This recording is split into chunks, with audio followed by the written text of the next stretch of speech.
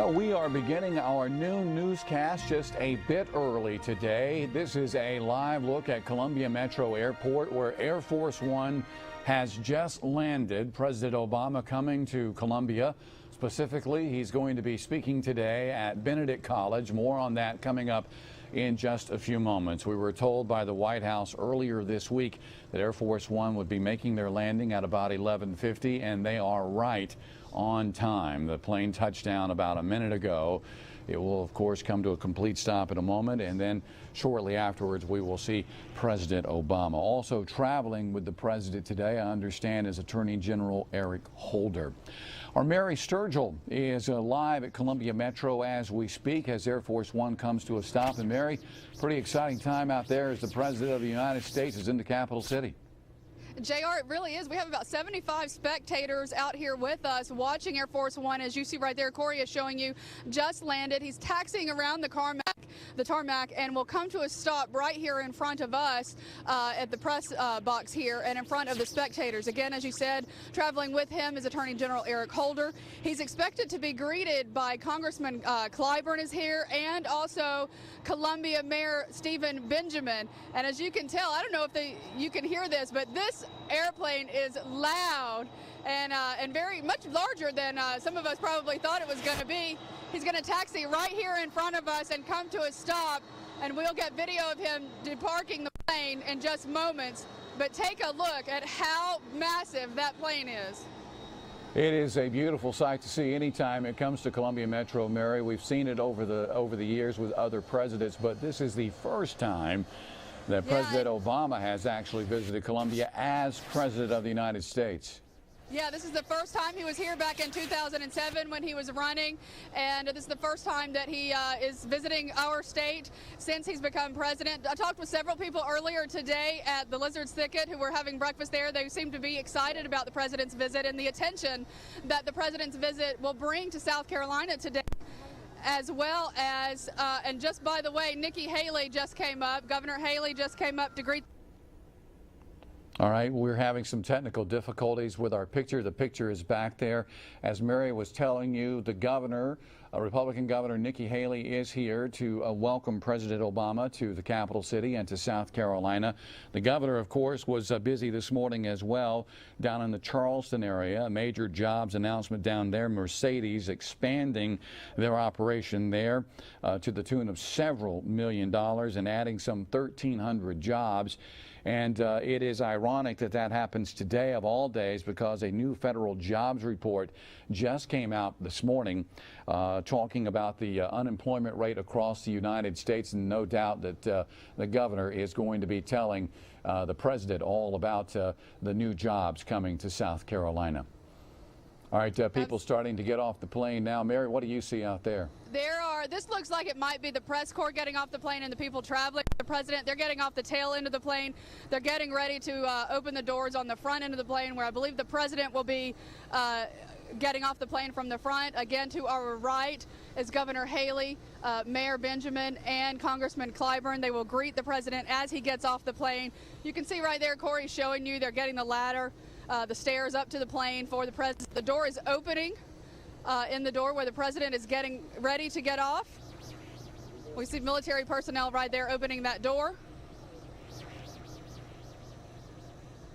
And his motorcade is pulling up as we speak as well. So it's a big production out here, as you might imagine. All right, just want to soak this moment up for just a moment here as we await the President of the United States. If you don't know by now, the President is in town to speak at a town meeting event style meeting, something he's quite fond of. This is going to be the 77th time that the president has had these type of meetings. This town meeting at Benedict College today, a very friendly audience for the president, and it is again something that he has apparently liked throughout his presidency, because this will be the 77th such meeting here in Columbia today. And he is expected to talk about that new jobs report today, jobs and the economy, but also he's going to be talking about that initiative we've been telling you about all week, My Brother's Keeper.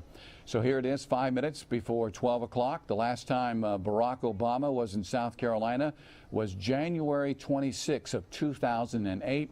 This will make his 48th state that he has visited since taking over as president. Only 2 states remain to be visited, and that is South Dakota and Utah.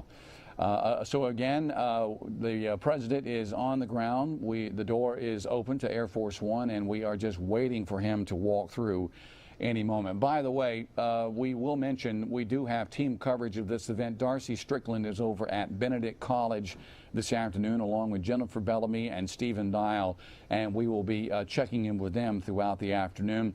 The event at Benedict College, we understand, is expected to get underway somewhere around 2:15, with the president speaking somewhere around 2:30 to 2:40. At least that's the last information that was released to us from the White House.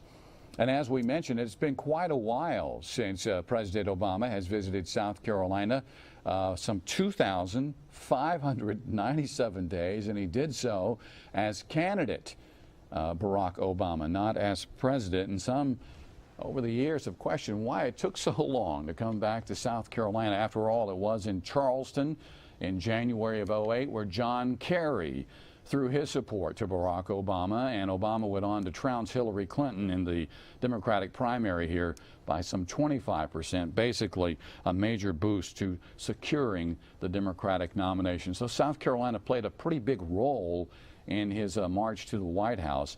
But again, finally, President Obama in South Carolina, and it's going to be interesting to see what he has to say later today at that town meeting at Benedict College. These things could take, Mary, go ahead. I'm sorry. JR, that's fine. I was just going to let you know that the motorcade is right in front of us. I want to describe to you what you're seeing. Governor Haley, Mayor Benjamin, and Congressman Clyburn are waiting at the bottom of the steps now for the president to emerge. And, of course, the Attorney General Eric Holder is traveling with him, as we said. So it looks like his press has gotten into place. That's probably what they're waiting on just momentarily. So he will be coming out in just moments, JR. All right, Marion, we're going to stay right here with it until we see the president. I don't know if we do have some pictures that we may be able to show you momentarily of the president departing our nation's capital this morning. Here he is right there walking to Marine One as he was getting ready to board Air Force One. Obviously snow on the ground there in our nation's capital, and Marine One kicked up a good bit of snow there this morning. And it made for quite the departure as the president made his way to South Carolina. Some beautiful images out of our nation's capital from earlier today. But again, the president is still on board Air Force One right now. As you heard Mary Sturgill mention, Republican Governor Nikki Haley is here to greet the president, welcome him to Columbia, welcome him to South Carolina, along with Columbia Mayor Steve Benjamin. Of course, Steve Benjamin, a major supporter of President Obama's. And there we have another. Okay, the shot is back again. We do apologize for a few technical difficulties here, but we're going to stay with this. These things, as I was about to mention a few moments ago, can take a while. We don't know exactly what's going on board Air Force One. For all we know, the president could be on the phone talking to someone, or the president could just be taking a few moments to gather himself before he gets off Air Force One. After the South Carolina visit, we're going to add that the president and first family are going to be traveling to Alabama. They're going to be taking part in the 50th anniversary of the Selma to Montgomery Civil Rights March. The president saying this morning on the Tom Joyner Show that he is anxious to show his daughters the site of the 1965 event in Selma, Alabama. All right, Darcy Strickland, as mentioned, part of our team coverage. She's actually on the phone right now over at Benedict College. And Darcy, I know people, actually there she is. People have been lining up since early this morning for a chance to see the president. Is that right?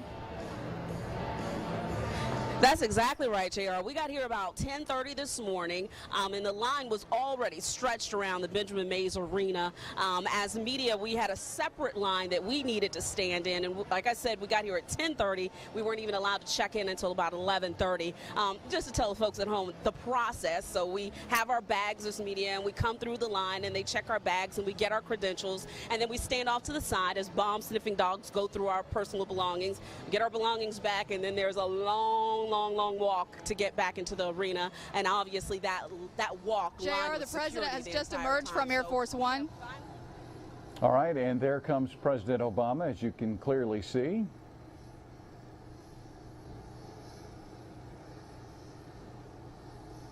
And there's Steve Benjamin. And of course, Governor Haley, we're told, on the tarmac as well.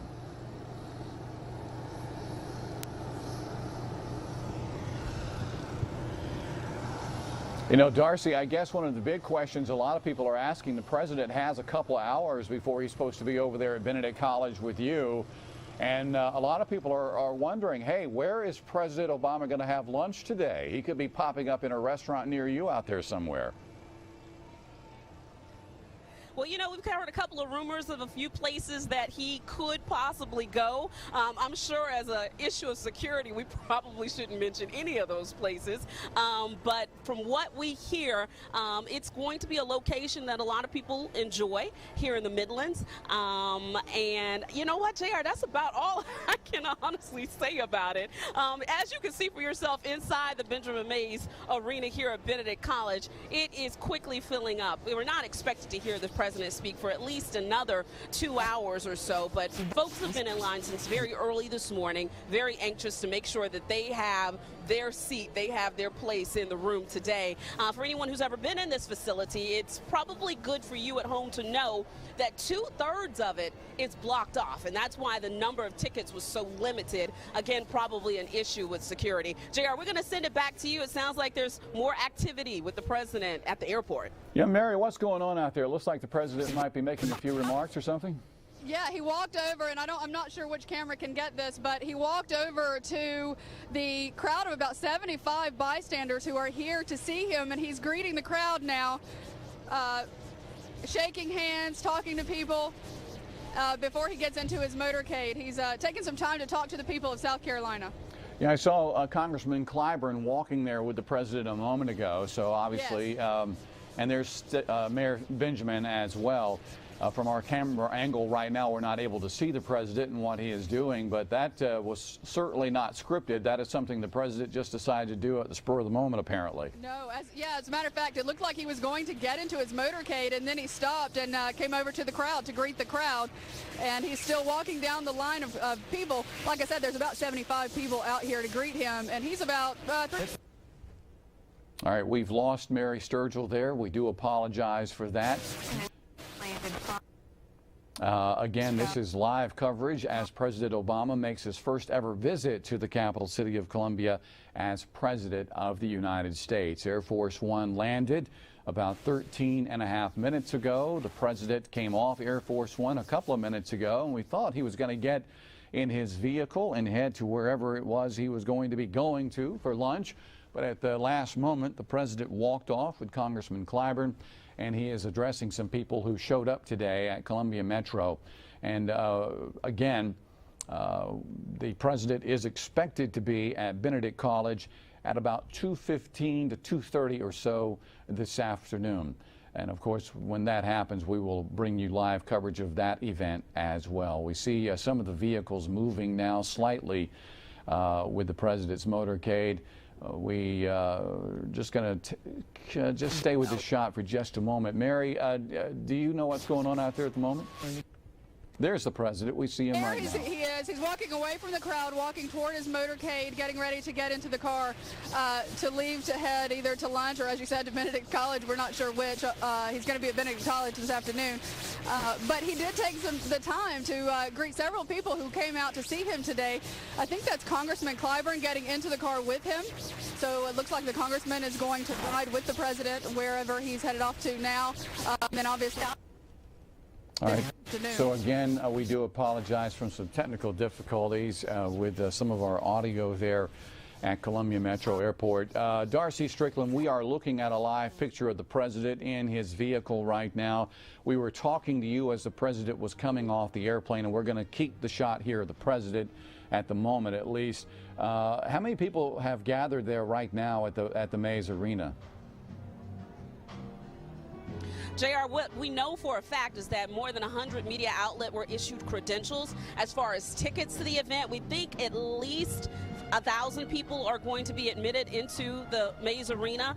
As I mentioned just a few minutes ago, anybody who's ever been inside of this facility knows it's a sizable facility, but 2/3 of it are blocked off. There's only 1/3 where you can actually see that the bleachers are down, and then of course they've set up seating on the floor. It is packed, and when I tell you people started lining up about 10:30 this morning, that's what time we arrived. They probably were here before we were, and the line, the stretch of attendees was wrapped around the entire building. So traffic, as you can imagine, was a little bit of a nightmare, but folks are getting here and they're getting seated, and it looks like security is moving things along as quickly as they possibly can. There's been a lot of talk today about where the president is going to stop for lunch. We know when Joe Biden was in town, he went to Kiki's Chicken and Waffles off Two Notch Road in Columbia. So there have been a couple of restaurants tossed up, but at this point, we still don't know for sure where exactly he's going to be. We've got a list of dignitaries that are going to be in the house today to greet the president. We know his senior advisor, Valerie Jarrett, is traveling with him, along with Attorney General Eric Holder. But when you talk about the folks here in the Midlands that people know, we've heard that the University of South Carolina President Harris Pastides will be here, along with the mayor of Columbia. We're expecting Governor Haley, as you just mentioned, to meet the president at the airport. Believe that's already happened. And so as we continue to watch folks come in, there aren't a lot of big notable names right now that our viewers would be familiar with. It's just people who, just like everyone else at home, wants to see President Barack Obama, wants to hear what he has to say about the My Brother's Keeper initiative. All right, JR? Darcy, viewers at home are watching the motorcade right now, and if you're driving around Columbia, you may catch a glimpse of that presidential motorcade today. Lots of cars, as you clearly saw, a part of the process of getting the president from point A to point B. So again, this is live coverage as the president safely on the ground at Columbia Metro in his motorcade, now heading to destination unknown at the moment. Presumably he's going to head out somewhere and get some good South Carolina cooking somewhere between here or between there and Benedict College. It's a beautiful day for the president's visit. Temperatures in the 40s outside. It's a very chilly day, but a sunny day as the president comes to South Carolina. Amy Aronson, speaking of weather, she is standing by now. Could have been a little bit warmer, Amy, but we'll take it. It's not a bad day out there. No, not bad at all. If only we had the weather we had yesterday when we were in the low 80s. Today feeling much different, of course. We're currently coming in at 40 degrees under partly cloudy skies. Winds are coming in from the east-northeast at about 7 miles an hour, making it feel just a tad colder than it actually is. So we do have that wind chill temperature at 35 right now. As we head through the rest of the afternoon, I think we'll continue to see decreasing clouds, so we should see more sunshine from here on out. Temperatures should make their way into the mid-40s. This is certainly a much cooler day with highs near 46. Tonight, temperatures are going to bottom out in the 20s. We're back down to 27 tonight under clear skies. But tomorrow looks nice. As we kick off your weekend, we'll enjoy that sunshine with highs in the low 60s. And we are looking forward to a little mini warm-up over the weekend. We're also looking at plenty of sunshine. And don't forget, this weekend we lose an hour of sleep, so we do spring forward 1 hour, and that's Sunday at 2 a.m. as we kick off daylight saving time. JR? All right, Amy, thank you so very much. And right now we want to go to Jasmine Stiles. She is part of our team coverage today as the President of the United States visits Columbia. Jasmine?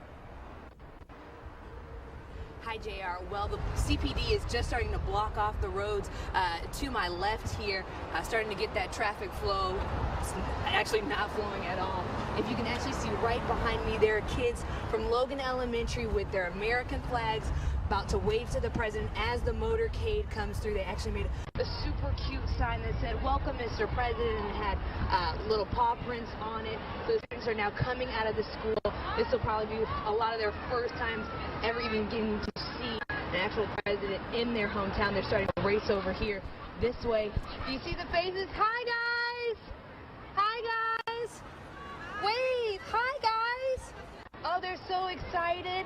They're so excited. Hopefully they'll be able to see the president in just moments. Again, The Columbia Police Department is starting to block off Elmwood going into I-126. So if you are coming this way, may want to find a different route. We'll keep you posted as the presidential motorcade comes this way, and also getting the really cute faces at Logan Elementary.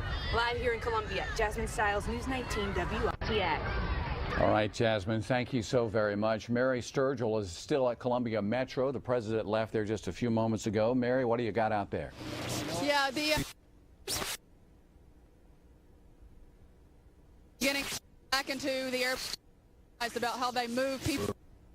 And then some of the crew on Air Force One is cleaning up the plane. It looks like they just took out some things, a bag that appeared to be garbage, and getting ready, of course, for this afternoon when the president will take off again back to Washington, D.C.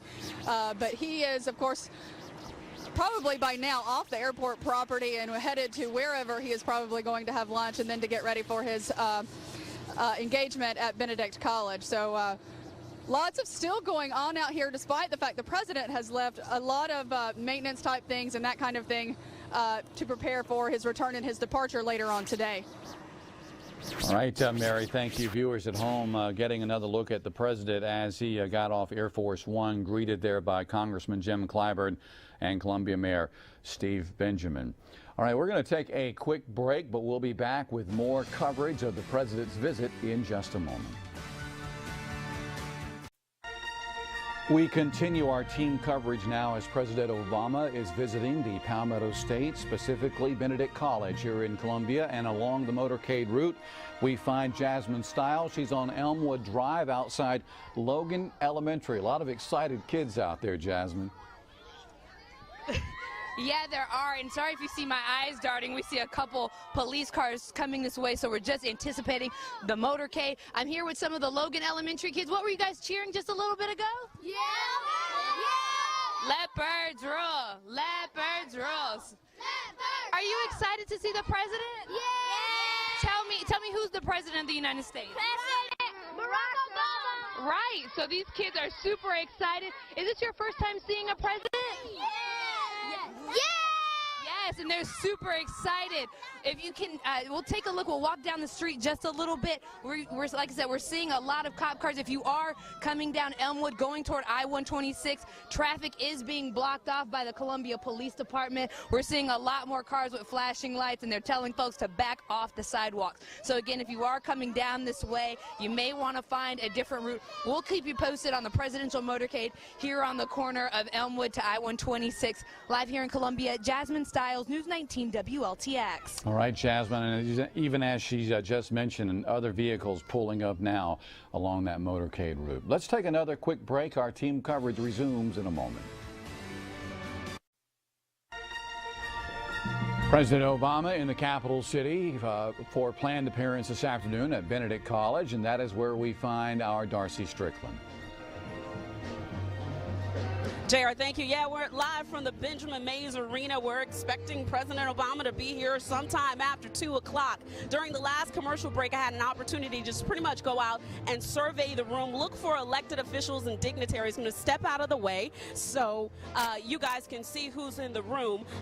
City Councilwoman Tamika Isaac Devine, former Democratic Chair Dick Harpootlian, Representative Joe Neal, Representative Joe McKeecher, former Governor Hodges is here, as well as Bakari Sellers and other former lawmakers. So we're going to continue to keep you up to date on what's going on inside the arena as we wait on President Obama, not only on air but as well as online at WLTX.com. And you can also follow me on social media. I'm Darcy at WLTX. Jared, we're going to send it back to you in the studio. All right, Darcy, thank you very much. And of course, we'll be bringing you complete coverage of the president's appearance at Benedict College a little bit later on this afternoon. We'll be right back. Stay with us. All right, a reminder, we will be back on the air this afternoon live from Benedict College as soon as President Obama makes his first appearance there. We will bring you his remarks live on air, and if you're at work and can't watch on television, we'll have them online at WLTX.com. And again, a complete wrap-up of the president's visit tonight at 5, 6, and 7 right here on News 19. Stay with us.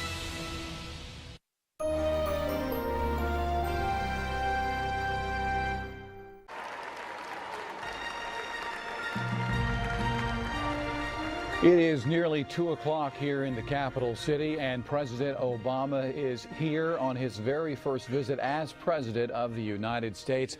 And we're going to bring you his comments as they happen at Benedict College. Our Darcy Strickland is at the Mays Arena inside now, where she has been patiently awaiting the president and his comments. And Darcy, I see Congressman Clyburn at the podium now, and it won't be long before we hear from President Obama. But again, we'll be checking in with Darcy coming up a little bit later. Let's listen in now to Congressman Jim Clyburn. 145 training and teaching young people the value of service. And we're here today to say to these young people, as it says in the scripture, some are called the older ones, because we made it all the way. But young people are called because they are strong. We cannot get done what needs to be done in this country without the strength of youth.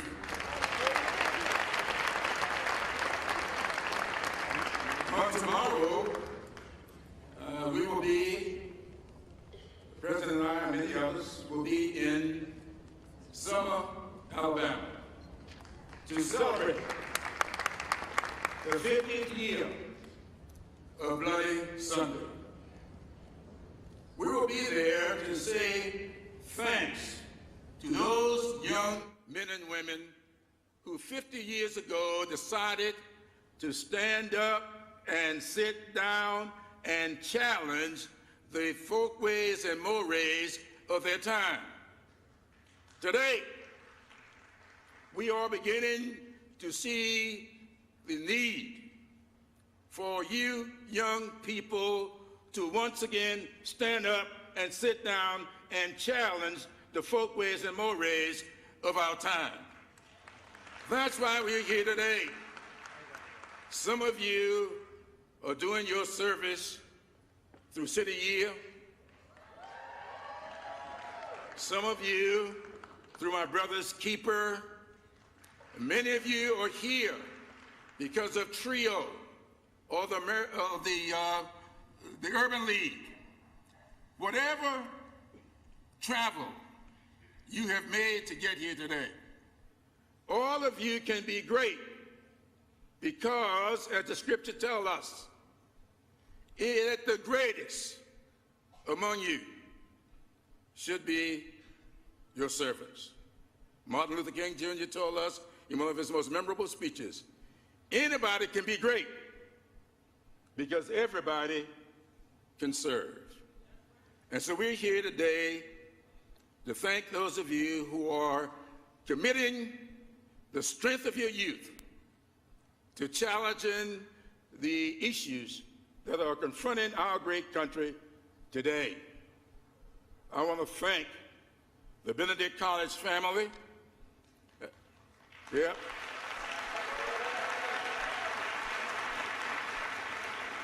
For their commitment to this effort. And I want to thank my friend. You know, in Washington, we always have a habit of referring to each other as my good friend, but most times we don't mean it.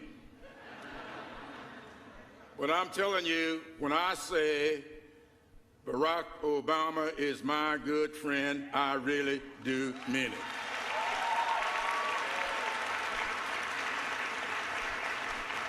And I want to thank him for coming to Columbia, South Carolina today, coming back to Columbia. Maybe his first time as president, but he's been here before. And we received him well before, and I know we are going to receive him well today. Thank you so much for being here, and Godspeed to each and every one of you.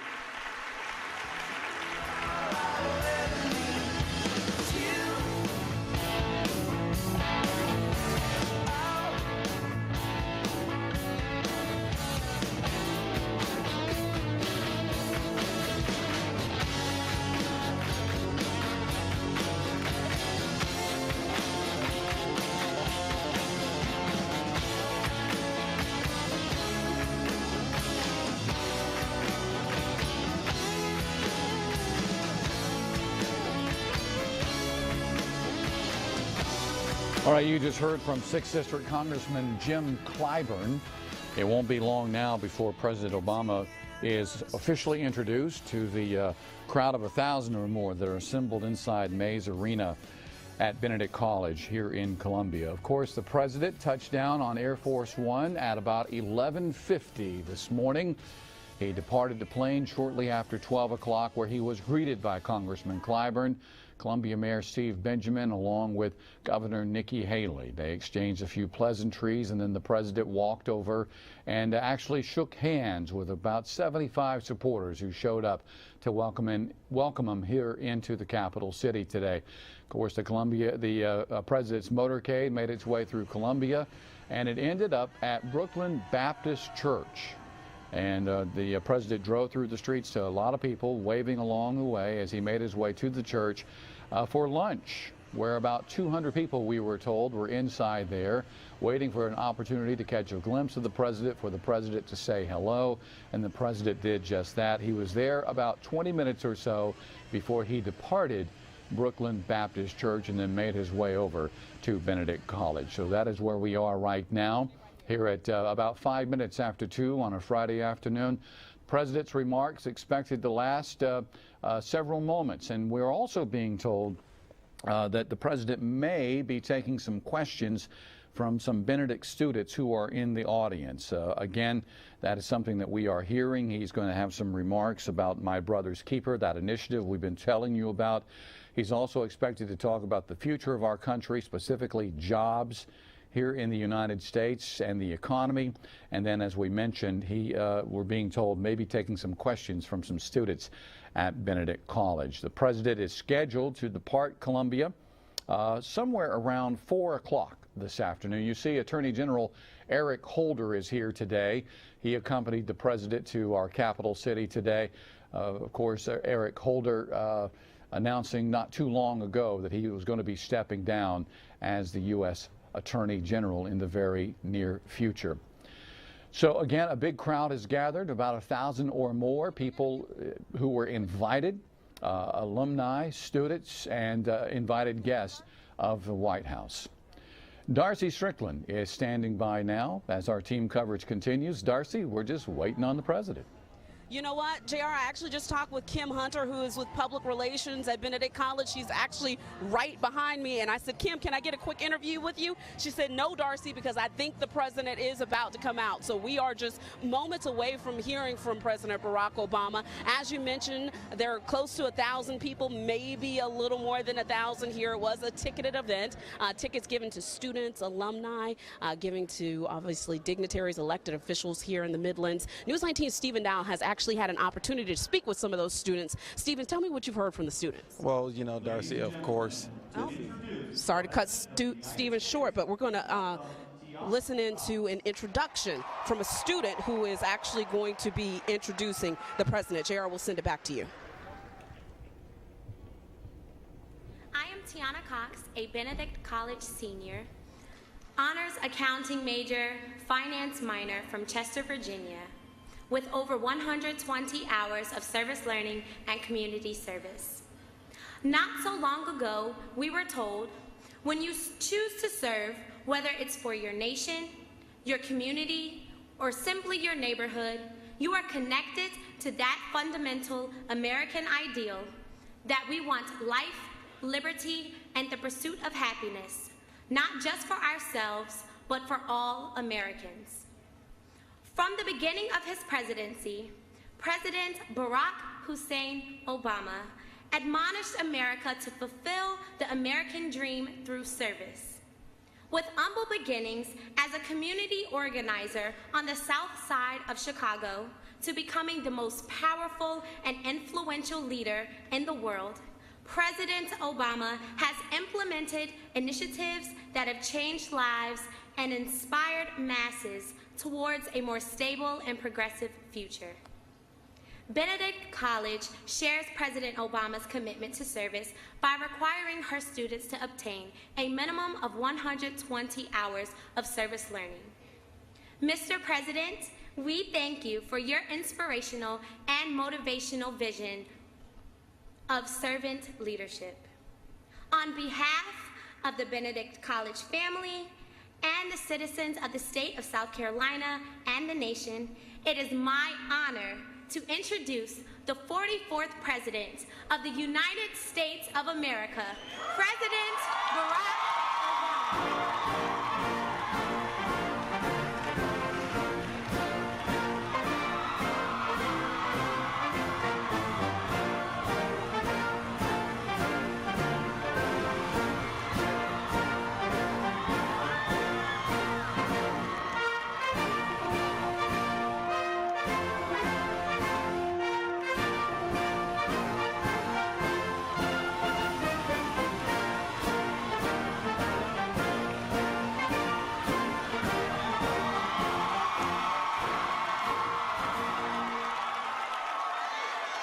South Carolina.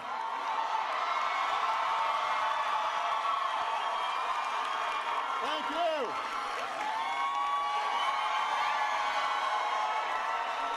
Yeah, it is good to see everybody. It's good to be back in South Carolina. Now, if y'all have a seat, take a seat. If you don't have a seat, I'm sorry. I want to say thank you to Benedict College for your hospitality.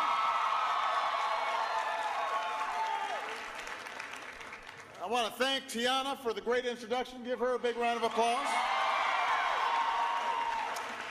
We have all kinds of luminaries and dignitaries and big shots here today, but I'm going to just mention a couple of them.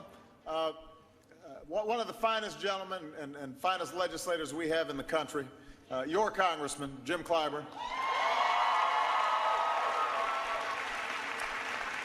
Your outstanding mayor, Steve Benjamin. The president of this great institution, Dr. David Swinton. All right, go Tigers. Now, it's been a while since I was in South Carolina. In fact, it's been too long. It has. I'm not going to lie. You know, I love you, and I've been loving you. It's just I had a lot of stuff to do since I last saw you. But it was wonderful to be backstage because I got a chance to see so many of the wonderful people that I worked with back in 2008. If it was not for this great state, the Palmetto State, if it was not for all the people who had, you know, at a grassroots level, gone door to door and talked to folks and got everybody fired up and ready to go, if it hadn't been for all of you, I might not be president. And I'm truly grateful for that. I'm truly grateful for that. I hope that you don't mind. I also brought another good friend, the Attorney General of the United States, Eric Holder.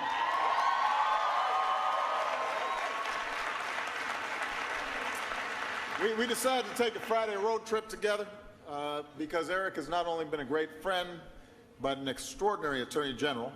As some of you know, he is going to go enjoy himself and is going to retire from public service, but I know he's still going to be doing great things around the country. I'm really going to miss him. Now, I am not here to make a long speech. I'm here to make a short speech because what I want to do is spend most of my time interacting, having a conversation. I want to get questions. I want to hear what you guys are thinking about. This is a good thing for me to get out of Washington and talk to normal folk. And I thought it was appropriate to come here because tomorrow I'll be visiting Selma, Alabama for the 50th anniversary of the march across the Edmund Pettus Bridge. And one of the things I might talk about, I'm still working on my speech, but it might come up, is the meaning of Selma for your generation. Because Selma is not just about commemorating the past. It's about honoring the legends who helped change this country through your actions today, in the here and now. Selma is now. Selma's about the courage of ordinary people doing extraordinary things because they believe they can change the country, that they can shape our nation's destiny. Selma's about each of us asking ourselves what we can do to make America better. And historically, it's been young people like you who helped lead that march. You think about somebody like John Lewis, who was one of the key leaders and will be joining us tomorrow. He was 23 when he helped lead that march that transformed the country. You think about the Children's Crusade in Birmingham, or the 12-year-old boy who was elected head of the NAACP youth chapter, who grew up to be Jim Clyburn. You know, it was young people. It was young people who stubbornly insisted on justice, stubbornly refused to accept the world as it is that transformed not just the country, but transformed the world. You can see that spirit reflected in a poster put out by the Student Nonviolent Coordinating Committee in the 1960s. It had a picture of a young John Lewis kneeling in protest against an all-white swimming pool, and it reads, "Come, let us build a new world together." Come, let us build a new world together. That's the story of America. That's why immigrants came here. The idea of building a new world together, not just settling on what is, but imagining what might be. Insisting we live up to our highest ideals, our deepest values. That's why I want to come here to Columbia and here to Benedict College, because we all know we still have work to do. We've got to ensure not just the absence of formal legal oppression, but the presence of an active, dynamic opportunity. Good jobs that pay good wages, a good start for every child, health care for every family, a higher education that prepares you for the world without crippling you with debt, a fair and more just legal and criminal justice system.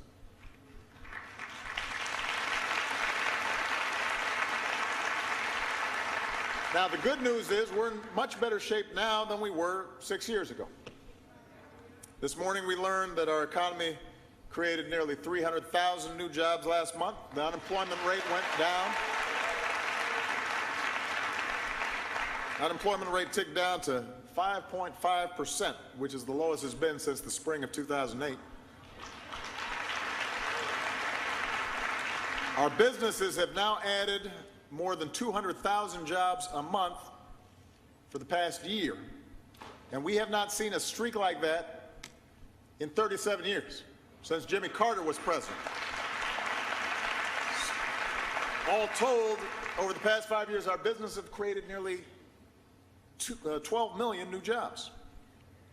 And what's more, the unemployment rate for African Americans is actually falling faster than the overall unemployment rate, which makes sense because it went up faster too during the recession.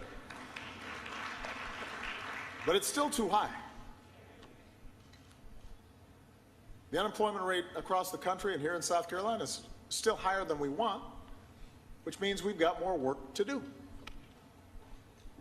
And we got to make sure those are good jobs that pay a living wage and have benefits with them. So we can't let up now. We've got to do everything we can to keep this progress going.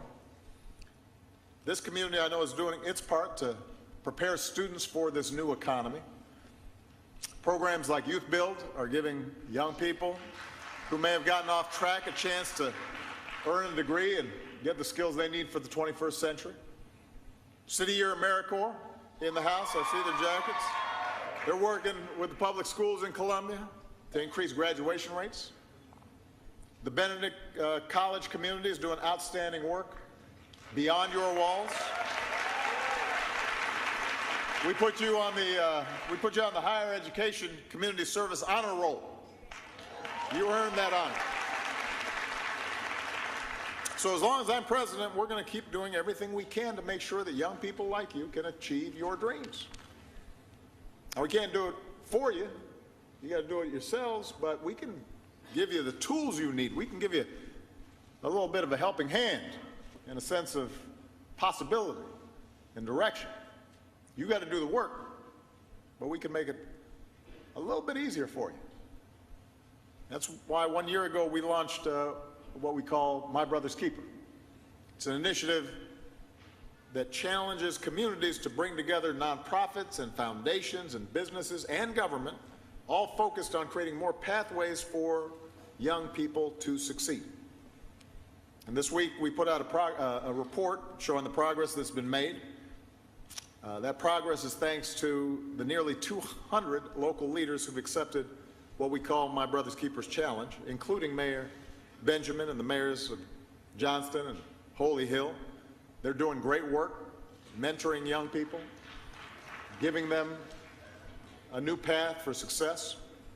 I'm hugely optimistic about the progress we can make together this year and in the years ahead, because ultimately I'm optimistic about all of you. Young people in this country make me optimistic. The future we can build together. This new world that we can build together. I'm proud of it. But we got a lot more work to do. Starting right now, because I'm about to take your questions. Thank you very much, everybody. Thank you. All right. So, got to make sure the mic works. So here's how this is going to work. You raise your hand. If I call on you, then wait for the mic so everybody can hear your question. If you could stand up, introduce yourself. Try to keep your question relatively short. I'll try to keep my answer relatively short. That way we can get more questions and answers in. The only other rule is we're going to go girl, boy, just to make it fair. So it's not always just, the boys thinking they know everything. So who wants to start?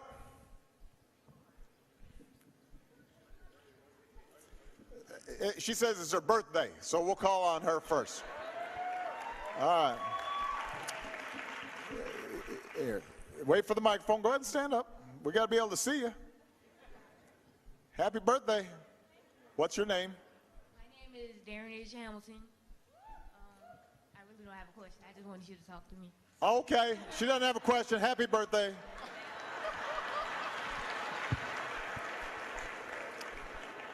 All right. Next time, you got to have a question. But it is your birthday, so we're going to make an exception. Woman right there in the back. We're going to go. I know I said boy, girl, but that didn't count because she didn't ask a question. Right there, yes, you had your hand up. Yes, right. Yes, you. Go ahead.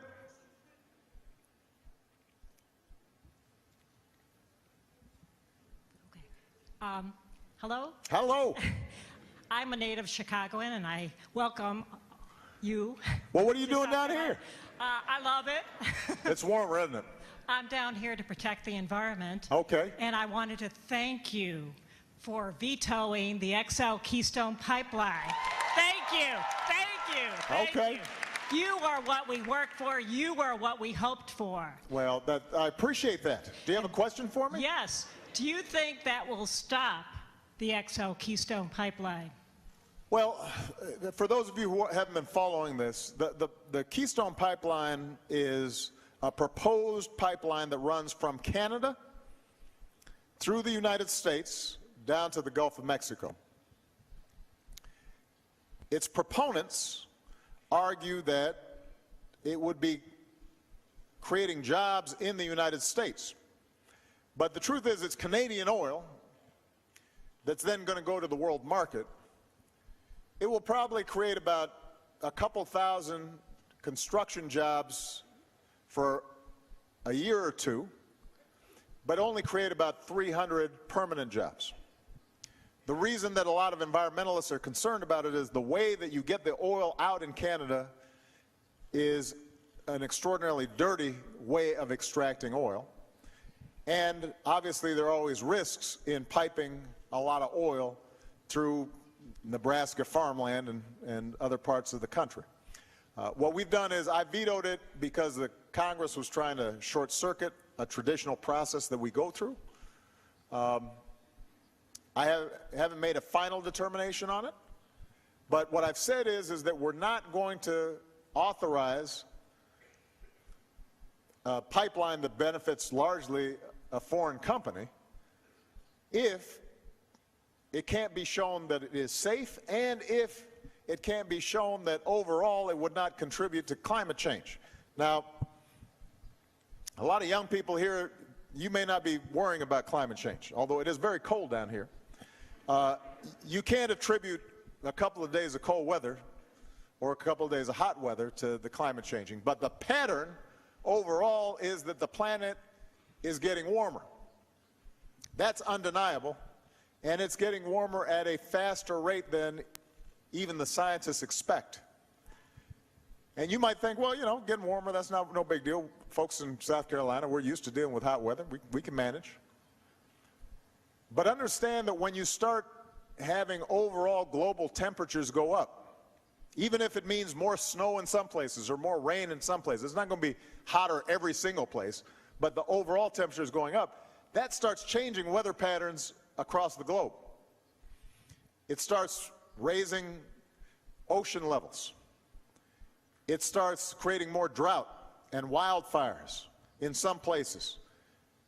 It means that there are entire countries that may suddenly no longer be able to grow crops, which means people go hungry, which then creates conflict. It means diseases that used to be just in tropical places start creeping up, and suddenly we've got a whole new set of, say, insect-borne diseases like malaria that we thought we'd gotten rid of. Now they're suddenly in places like the United States. We start running out of water. It puts stresses and strains on our infrastructure. Hurricanes become more powerful when the water is warmer, which means a lot of our coastal cities and towns are put at risk.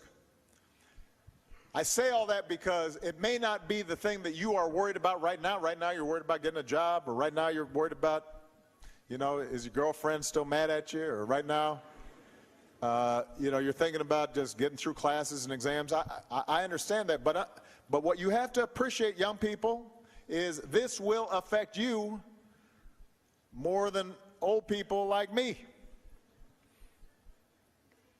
I'll be gone when the worst of this hits. And the disruptions, economic, social, security disruptions that it can cause can make your life and the lives of your children much harder and much worse. And if you don't stop it at a certain point, you can't stop it at all, and it could be catastrophic. And I just want you to understand what I just described. It's not science fiction. It's not speculation. This is what the science tells us. So we've got to worry about it, which is part of the reason why we've invested in things like green energy.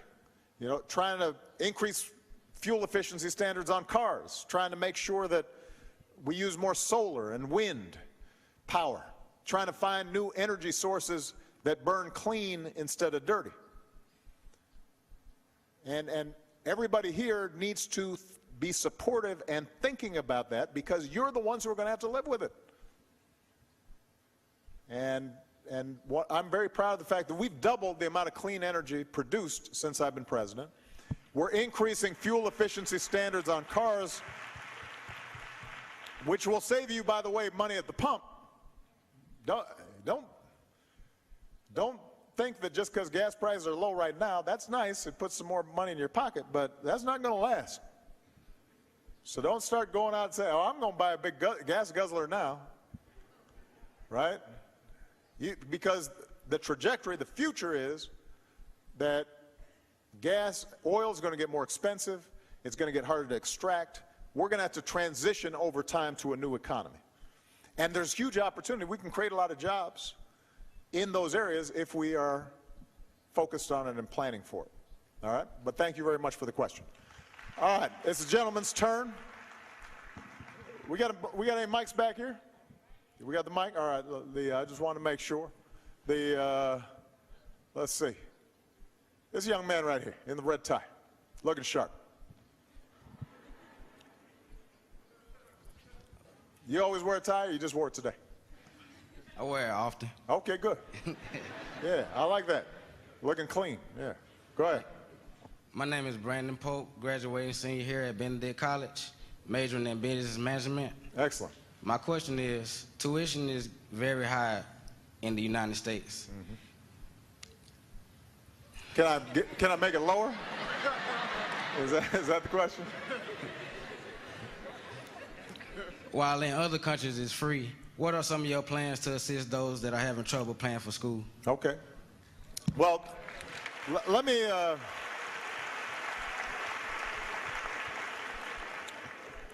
First of all, let me just say, this is a cause near and dear to my heart, because Michelle and I, we weren't born into wealthy families.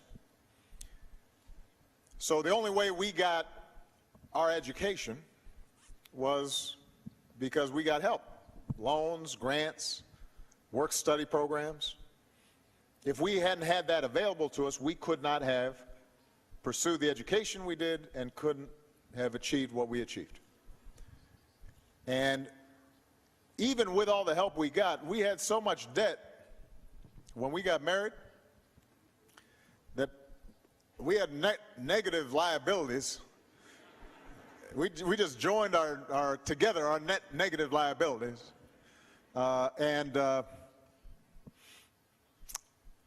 It took us like 10 years to pay off our debt.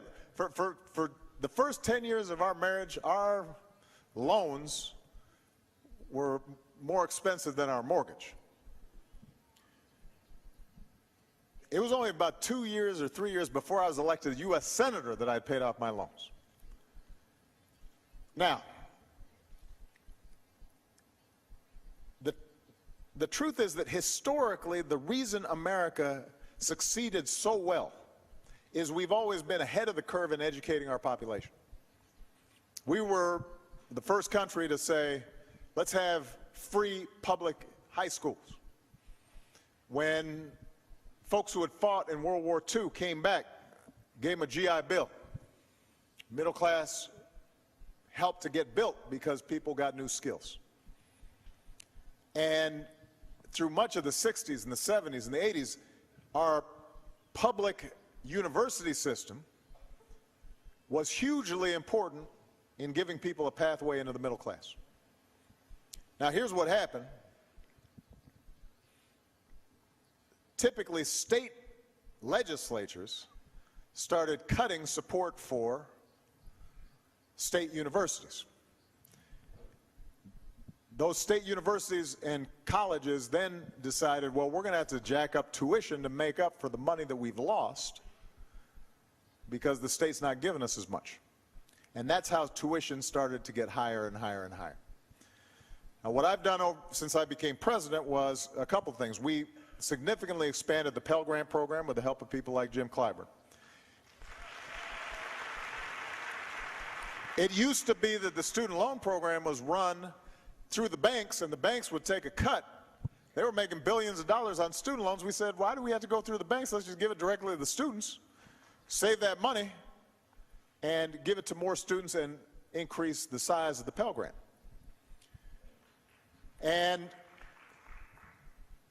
we initiated a program that many of you can still take advantage of, and that is we capped the percentage of your income that you have to pay in repaying your student loans, so that if you decide to become a teacher or you decide to become a social worker, you get a job just starting off that's not paying you a lot of money but is in the field that you want, you don't have to say no because you can't afford it. It's only going to be 10% of your income. So it makes your debt payments manageable. But what we still have to do is to deal with the question you pointed out, which is, how do we just keep tuition lower generally? Now, the big proposal that I put forward this year is let's make community colleges free for those who are. Now, it would be conditioned. You would have to keep up a certain GPA. You'd have to, put in some sweat equity into the thing. But the point is, those first 2 years were free. The advantage of that is, first of all, a lot of young people start at community colleges, and they may not want a 4-year degree, but they can get a 2-year degree that gives them the skills they need to get a job and not have any debt. Even if you want to go to a 4-year college, for a lot of young people, it may be a good option to go to a community college for the first 2 years, then transfer your credits, and you've at least saved half of what you would otherwise spend on your 4-year degree. And we can do this just by closing some loopholes in the tax system that gives companies the ability to avoid paying the taxes that they owe. So far, at least, I haven't gotten the kind of support I'd like from some of my Republican friends in the Senate and House of Representatives, but we're going to keep on working on it because it's a smart idea. Look, I want ultimately, I want at least the first 2 years of college to be just like public high schools are now. And everybody, because it is very hard nowadays to find a well-paying job without some form of higher education. Without some form of higher education. Even if you end up working in a factory these days, you go into a modern factory, it's all computerized, and you've got to know math, and you've got to be able to function in a high-tech environment. So it's a proposal whose time has come. We may not be able to convince Republicans to get it done this year, but we're going to just keep on going at this. Ultimately, this is what is going to keep America at the cutting edge. And if we're able to do that, then we're going to be able to save you a little bit of money, and you won't have the same kind of debt that I had to take out when I got my degree. All right? Thank you for the question. All right. It's a young lady's turn now. That young lady in the orange right there. It's hard to miss. Got the yellow and the orange. Did you wear that just so I'd call on you? Thank you for being here, President Obama. My name is Renea Jameson. I am a public relations consultant and a community organizer. I am most proudly the parent of 2 young black males. Sit down for a moment because I have an 18-year-older, and yes, I have recently birthed a 1-year-older. Uh-oh. My 18-year-older. That's a big spread. 17 years. It took you that long to forget what it was like. I have a quick question for you, primarily about my 18-year-older. He is a scholarship student athlete at South Carolina State University. I'm very proud of the fact that he is there, but as I'm sure you are aware, HBCUs, in particular South Carolina State University, is facing a bit of an uphill battle at this moment. I have a question for you for students like him that are there, others across the world that are facing situations that are insurmountable and challenging. How do you stay motivated, and what particular advice do you have for me to take back to Leonard to tell him to stay encouraged, continue to keep the hope alive, and do his best? Thank you. Well, you know, I mean, the main thing you should tell him is listen to your mom. I hope you recorded that, so you did. Look, I'm trying to remember what it was like being 18 and 19 and 20. It's been a while. But the one thing that I always say to young people coming up these days is you should be wildly optimistic about your possibilities in your future. So often when we watch the nightly news or read the papers, all you're hearing about is bad stuff going on. It just seems like, man, there's war and strife and folks are arguing and yelling and conflict. But the truth is that today, right now, you are more likely to be healthier, wealthier, less discriminated against, have more opportunity, less likely to be caught up in violence than probably any time in human history. The opportunities for you to get information and to get an education and expose yourself to the entire world because of technology is unmatched. It's never been like this before. Your ability to start your own business or carve your own path has never been greater. So my first and general point is, do not get cynical about what's possible. You know, the second thing is you got to work really hard. And there's no free lunch. And you can't make excuses. In particular, when I'm talking to young African American men, you know, sometimes I think the sense is cards are stacked against us and discrimination's still out there. And so it's easy sometimes just to kind of pull back and say, well, you know, this is just too hard. And you know, this is part of why it's so important for us to remember Selma tomorrow. It's not as hard as it was 50 years ago. It's not as hard as it was when Jim Clyburn was coming up, and he's now one of the most powerful men in the country, growing up right here in South Carolina. So there are no excuses not to put in the effort. There are no excuses not to hit the books. If you want a good education in this country, you can get a good education, even if you are in a bad school. And I'll be honest with you, we got to do some work to make schools more equal. Right here in South Carolina, there's still schools that were built back in the 1800s that haven't been repaired and don't have decent restrooms and don't have proper books. And so we've still got to fight to make sure that every child, not just some, have equal opportunity. That's a worthy fight. But you can still learn even in that school. Even in the most rundown school, if you're putting the effort, you can get a good education. So you can't make excuses. Even as you advocate for justice, you got to make sure that you're also taking advantage of the opportunities that you currently have. But that brings me to one last piece of advice for young people, and that is, think about more than just yourself. Think about how you can have an impact beyond yourself. The people who I know who are really happy and successful as they get older, it's because they have an impact on something other than just their own situation.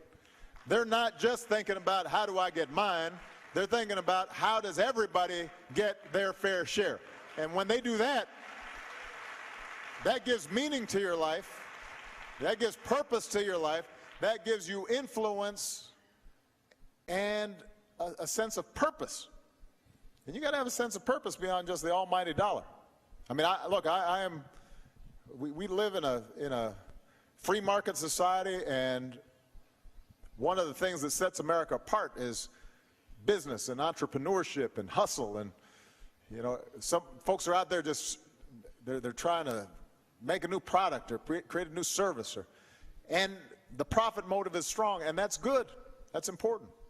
But if that's all you're thinking about and you're not thinking about how you can also have an impact through your church, or if you're not thinking about how you can treat your employees right when you do get a business, if you're not thinking once you do make it, what am I giving back to make sure that I'm giving a helping hand to the folks coming up behind me? If you're not thinking that way, if you're not thinking once you do make it, what am I giving back to make sure that I'm giving a helping hand to the folks coming up behind me? If you're not thinking that way, you won't be able to get through the tough times. What gets you through tough times is that sense of purpose. And that purpose cannot just be about yourself, it's got to be about something larger. So, all right. Oh, we got a young man right here. He's standing tall. Go ahead. Yes, sir.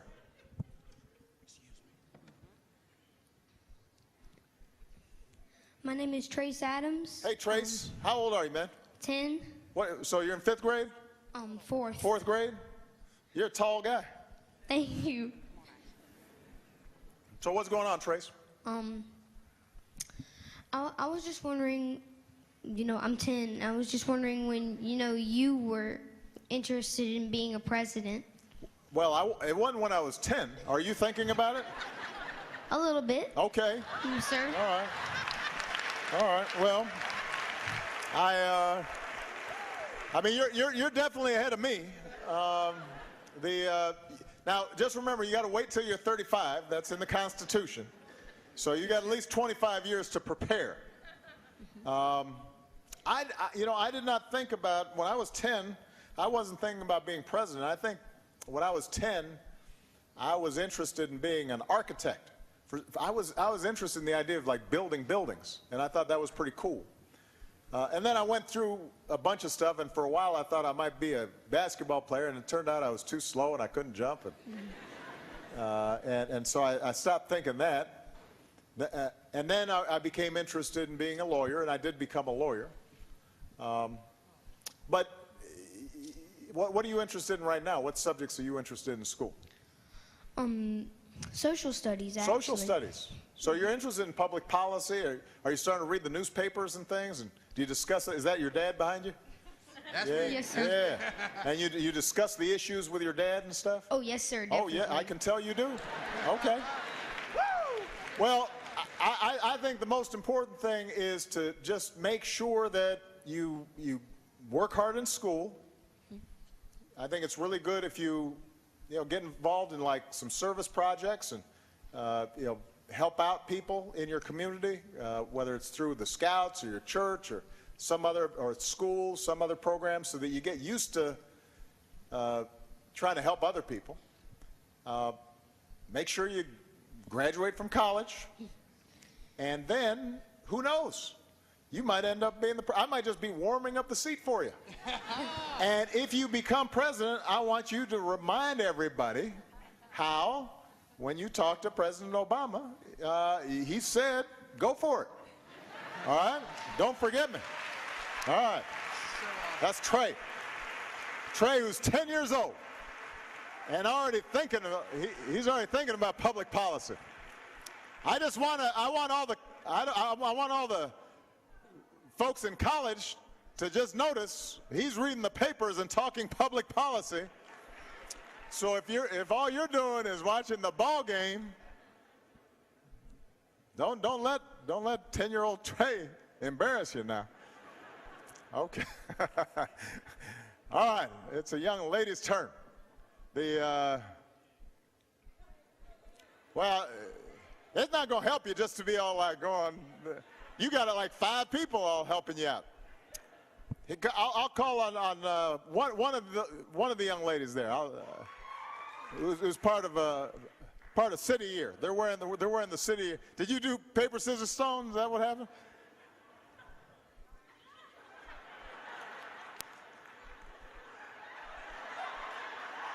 All right.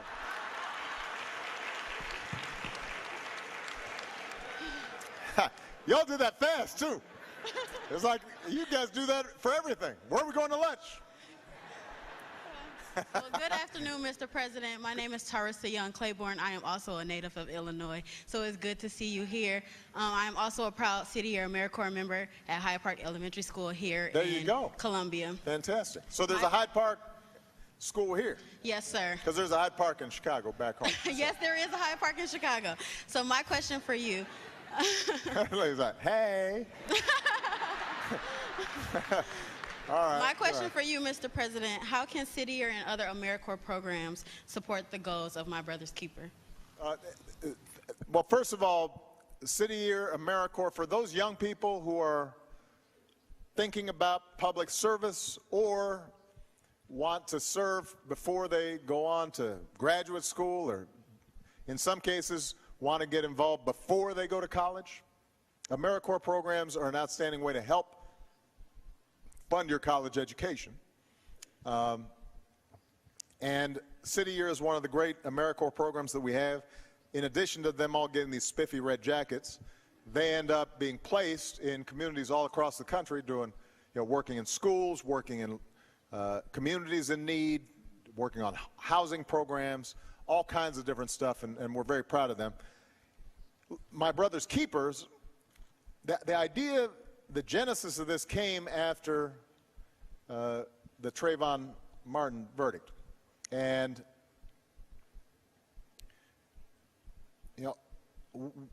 obviously there was great controversy about how the case was handled. And Eric Holder, by the way, has done an outstanding job getting our Justice Department to stay focused on the equal application of the law at local and state as well as federal levels. But what I realized is also part of the goal of making sure that young African-American men succeed, young Latino men succeed, young white men who don't have opportunity to succeed is to make sure that everybody's got a path that leads in a positive direction. And you can't wait until somebody's in trouble before you start intervening. You got to start when they're younger. You got to, because the statistics show that if a child, by the time they're in third grade, is reading at grade level, they are far more likely to be able to graduate and succeed. If a child doesn't get suspended or disciplined in school, they're far less likely to get involved in the criminal justice system. If they get through high school without being involved in the criminal justice system, they are far less likely than to ever get involved in the criminal justice system. So there are these points where we know that if you intervene in a timely way, it'll make a difference. So what we've done is to get pledges from foundations and philanthropies. We've recruited businesses. We've gotten the NBA involved. We've gotten every agency in our government involved.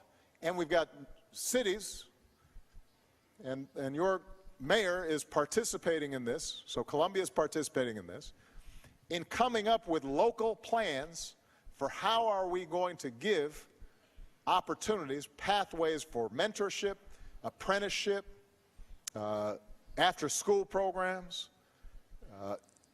job search, college prep, you name it. And each community is coming up with its own programs and plans, and then we are partnering with them and helping match them up with folks in their area who are also interested in resourcing these initiatives. And AmeriCorps, I think, is a key part of this, because where a city or a state or a local community has a good plan, there's an opportunity for City Year or any other AmeriCorps program to be plugged in to that plan and become part of that plan. And my hope is that over the next several years and beyond my presidency, because I'll stay involved in this, that in every city around the country, we start providing the kinds of help that is needed to make sure our young men are on the right track. Now, I want to point out, by the way, I'm not neglecting young women, because as you might expect, Michelle would not let me.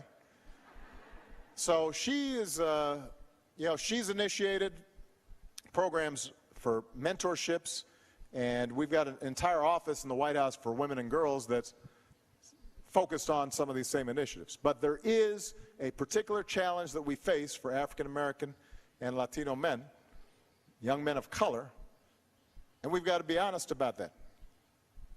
We're losing a large portion of our generation, or a big chunk of this generation and the previous generation. I was talking to we have something called the Council of Economic Advisors. And even though there's been good job growth, really strong job growth, and unemployment has come down, we've gotten through the recession, the labor participation rate, the number of people who are actively seeking work, still is low compared to what it was 10 years ago. And we're asking ourselves why. Now, part of it is the population's getting older, so more people are retiring and not working. But that's not the only reason. In the African American community, a big reason is that you've got young people with criminal records who are finding themselves unemployable. Now, that's not just bad for that individual, that's bad for their children, that's bad for the community. So this is part of the reason why it's so important for us to rethink how we approach nonviolent drug offenses, which is responsible for a lot of the churn of young men of color going through the criminal justice system. We've got to re-examine how sentencing is working and make sure it's done equally, by the way, because we know statistically it's been demonstrated that African American men are more likely to be arrested than their counterparts, more likely to be searched, more likely to be prosecuted, and more likely to get stiffer sentences, despite the fact that they are no more likely to use drugs or deal drugs than the general population. And that's a problem. So we're going to have to look at reforms there, but for those who are already in the pipeline, we've also got to think about how do we help them get the kind of help that they need. And this is going to be something that I'm devoting a lot of energy to, because this is not just a black or Hispanic problem. This is an American problem. If you've got a big chunk of your workforce that is not working, and that's the youngest part of your workforce, and they're never contributing to the economy and not paying taxes and not supporting Social Security, then the whole economy grows slower. Everybody's worse off. So this is not an issue just for one group. This is an issue for everybody. All right? All right. All right. It's a young woman's turn. Okay, it's a young woman's turn. I'll be happy to sign your book. So, yeah, I know you've been waving a lot, but that's not going to help. It's a young woman's turn. So let's see. This young lady way back in the back, right up there. Yeah, I'm going to make the mic person get some exercise.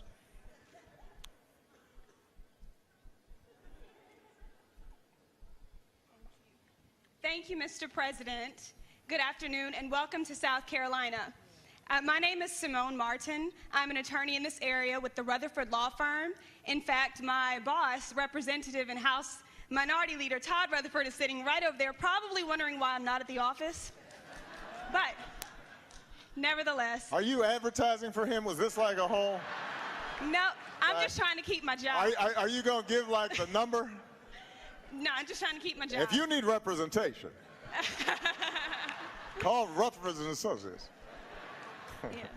All right, go ahead. I have two questions for you. I hope that you'll indulge me by addressing both. They're quick, or the second one's quick. The first one is, what can criminal defense attorneys like myself and Mr. Rutherford do to increase the number of federal pardons that are granted? The second question is, to whom do I need to speak to improve my chances of being selected as a White House Fellow? Can you help me out? Oh, okay. So,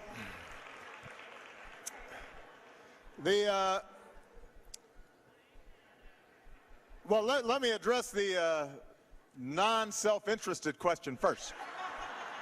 You know, I just had a discussion about the criminal justice system. You know, one of the extraordinary powers that a president has is the power to commute sentences or to pardon somebody who's already been sentenced.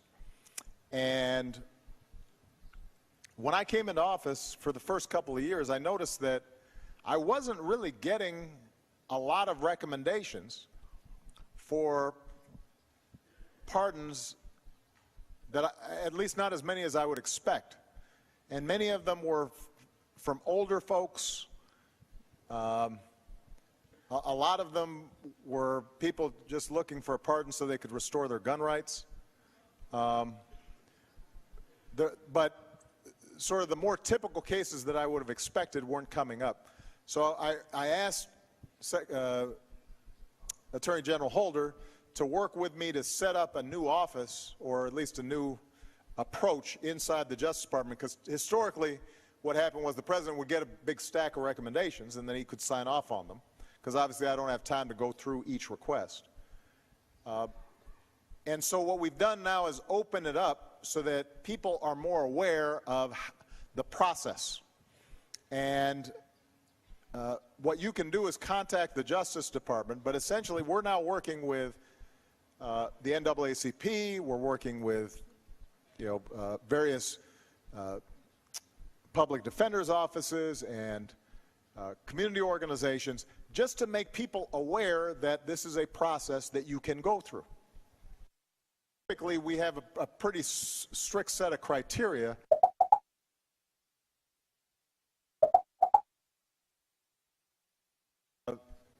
Typically, we have a pretty strict set of criteria for whether we would even consider you for a pardon or commutation. Eric, I assume that that's available somewhere on the Justice Department website. Is that correct? Okay, so my first suggestion would be to go to the Justice Department website. If the person doesn't qualify because they may have served time, but there were problems when they served time, or if it was a particularly violent crime, or they may just not fit the criteria where we would consider it. A lot of what we're focused on is nonviolent drug offenses, where somebody might have gotten 25 years and she was the girlfriend of somebody and somehow got caught up, and since then has led an exemplary life, but now really wants to be able to start a new career or something like that. That's the kind of person typically that would get through the process. Now, in terms of the White House Fellows Program, there's a whole White House Fellows Committee, and it's complicated, and I don't have any pull on it. I do not put my thumb on the scale, because if I did, I'd get into trouble, because then people would say, oh, he just put his friends on there. So you got to go through the process. But you seem very, very well qualified, so good luck. Thank you. You're welcome. All right. How many more questions do I got? That's why I like to, it looks like I'm okay. You know what? I'm going to just call on this gentleman. He's been like waving, and I got to make sure he's not waving, because out of his periphery, I just saw him the whole time. All right, let's make sure this question's, go ahead. First, I have two questions. Firstly, would you sign my book? Yes, I will sign your book. All right. And I'm a student currently studying at the University of South Carolina. Okay. And go Gamecocks. Yeah. Yeah.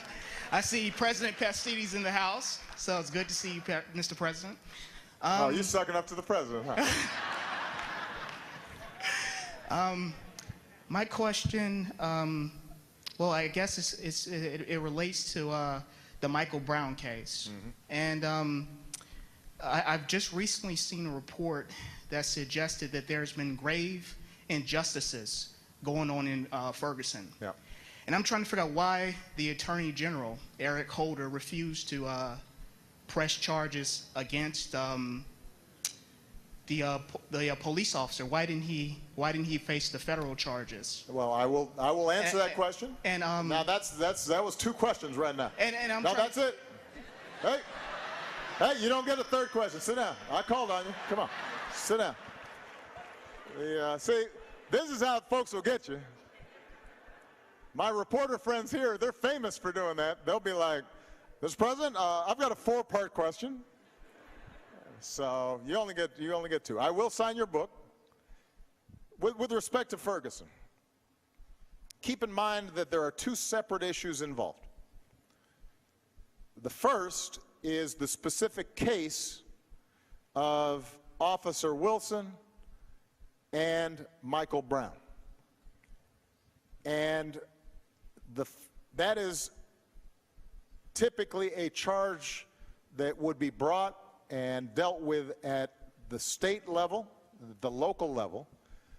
The federal government has a role only if it can show that there was a significant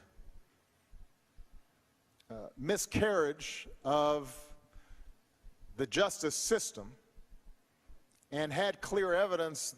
Now, I'm not being overly technical, but basically, the federal jurisdiction here is to make sure that this wasn't just a completely wrong decision. They don't retry the whole thing all over again. They look to see whether or not at the state level due process and the investigation was conducted. And the standard for overturning that, or essentially coming in on top of the state decision, is very high.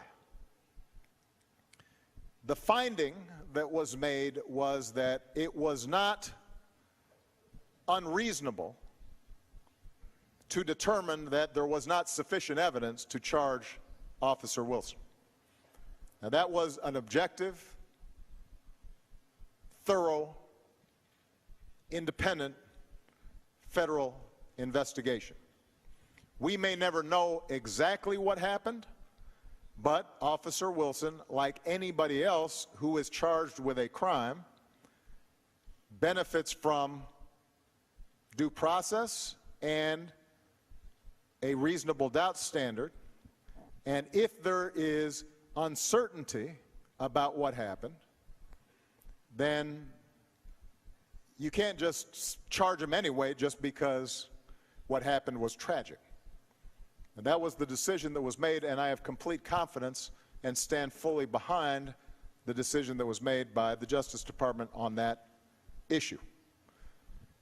There is a second aspect to this, which is how does the Ferguson Police Department and the government of Ferguson, the municipality, treat its African American citizens when it comes to law enforcement. And there, the finding was very clear, and it's available for everybody to read. What we saw was that the Ferguson Police Department, in conjunction with the municipality, saw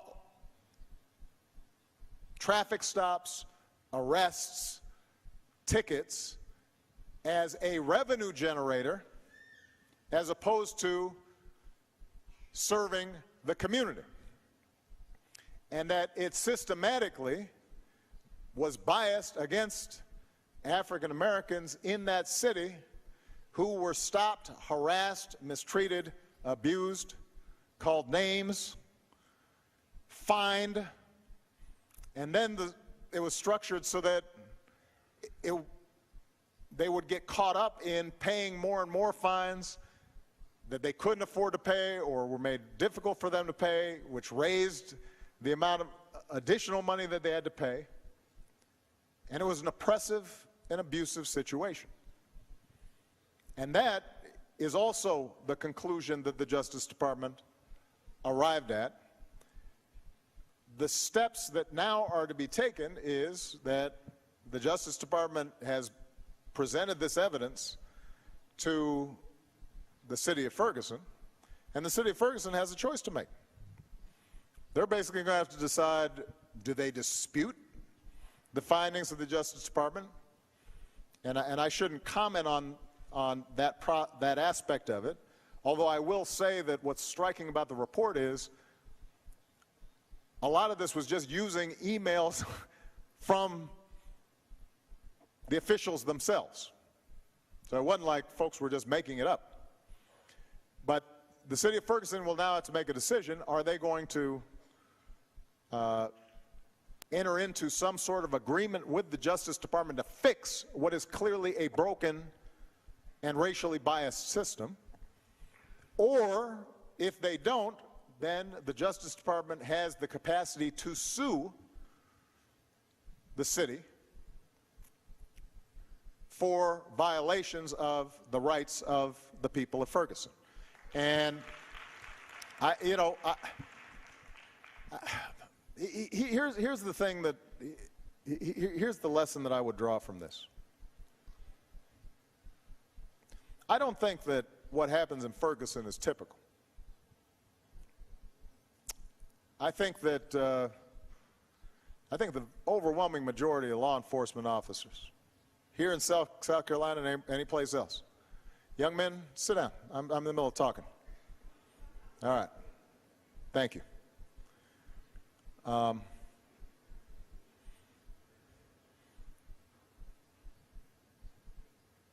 The overwhelming number of law enforcement officers have a really hard, dangerous job, and they do it well, and they do it fairly, and they do it heroically. And I strongly believe that. And the overwhelming majority of police departments across the country are really thinking hard about how do we make sure that we are protecting and serving everybody equally.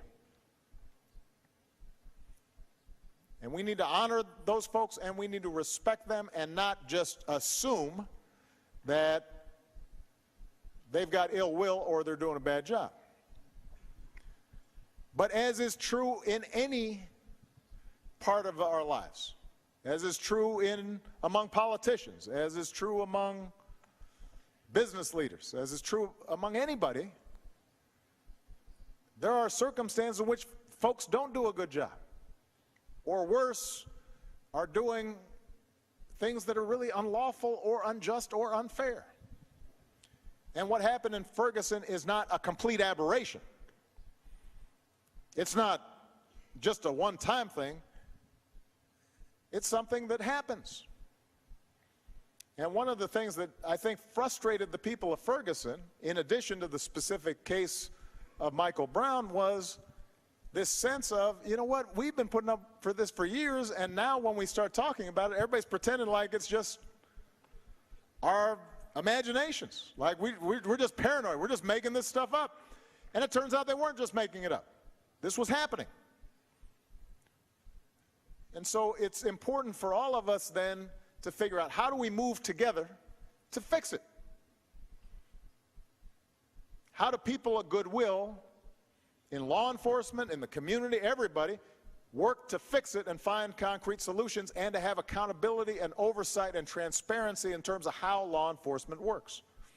And one of the great things that we did out of a tragic situation was we were able to form a task force made up of law enforcement, police chiefs, and community activists, including two of the activists who got the Ferguson marches and protests started. And they came up with a consensus document that was presented to me last week that was very specific in terms of how we can solve some of these problems. You know, how we can make sure the police departments provide data about who they're stopping in traffic, and data about how many people are killed, you know, in confrontations with the police, and how are those cases handled, and how are we training our law enforcement to respect the communities that they're serving, and how do we make sure we've got a diverse police force, and how do we look at new technologies like body cameras that may be helpful in this process, and how do we make sure that when something happens that may be an unjustified shoot, that people have confidence that the prosecutors are independent and there's a legitimacy to the process that they can trust. That's good not just for the community, that's also good for the police department, so that they feel like they can get out from under a cloud if, in fact, the officer did the right thing. And if the officer did the wrong thing, that department should want to get rid of that officer, because they're going to undermine trust for the good cops that are out there doing a good job. So the point is that now our task is to work together to solve the problem, and not get caught up in either the cynicism that says this is never going to change because everybody's racist. That's not a good solution. That's not what the folks in Selma did. They had confidence that they could change things and change people's hearts and minds. So you got to have the ability to assume the best in people, including law enforcement, and work with them. And the flip side is the larger community has to be able to say, you know what, when a community says systematically that it's having some problems with its law enforcement, you got to listen and pay attention and engage constructively to build trust and accountability so that it gets better. So often we get caught up in this and it becomes just a political football instead of us trying to solve the problem. And if our goal should be to stop circumstances such as Ferguson or what happened in New York from happening again. That should be our #1 goal, and it is achievable, but we got to be constructive in going forward. All right. I got one more question. Now it's a woman's turn. Men all put down. Men got to put down their hands now. I'm looking around. It's not going to be a guy. Okay, well, everybody, all right, we'll call on this young lady right here. Oh, I'm sorry. Go ahead. I am also a native of Chicago. Oh, well, now, I did not mean to call on 3 Chicagoans. I guess this is where everybody in Chicago moves to because it's too cold in Chicago. Go ahead. I am a senior majoring in psychology. One of my questions is, as you know, Chicago struggles with gun violence.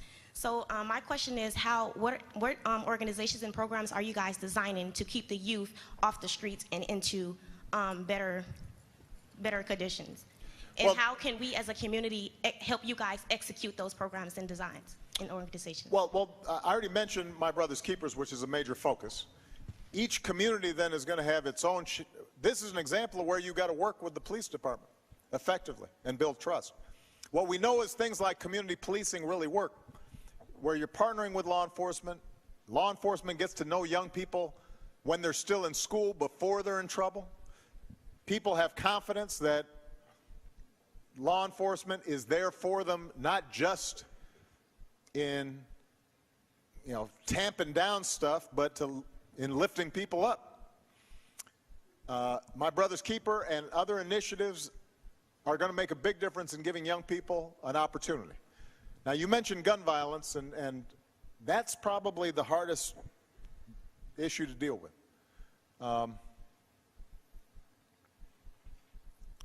We have a long tradition of gun rights and gun ownership in this country. The Second Amendment has been interpreted by the Supreme Court to mean that people have the right to bear arms. There are a lot of law-abiding, responsible gun owners who use it for protection or sport. They handle their weapons properly.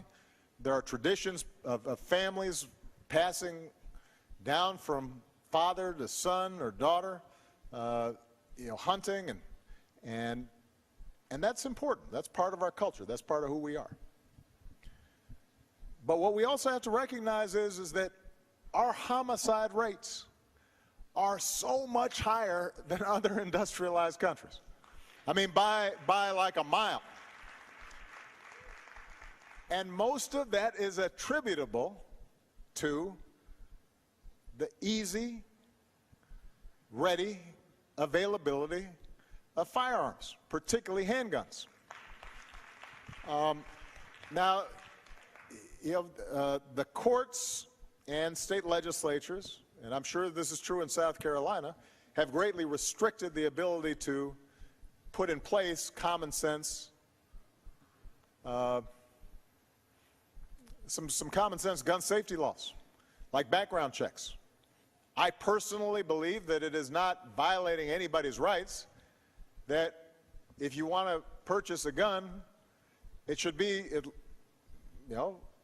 at least your responsibility to get a background check so that we know you were not a violent felon or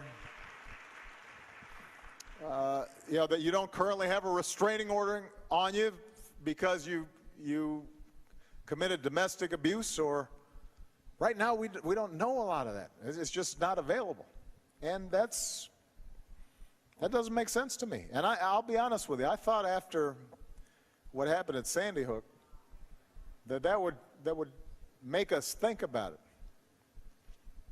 The hardest day of my presidency, I've had some hard days, but nothing compares to being with the parents of 26-year-old kids, beautiful little kids, and some heroic teachers and administrators in that school just 2-3 days after they had been just gunned down in their own classroom. And you would have thought at that point, that's got to be enough of a motivator for us to want to do something about this. And we couldn't get it done. I mean, there was just, at least at the congressional level. So what we've done is we have tried as much as we can administratively to implement background checks and to make sure that we're working with those states and cities and jurisdictions that are interested and willing to partner with us to crack down on the legal use of firearms, particularly handguns. But I'll be honest with you, in the absence of more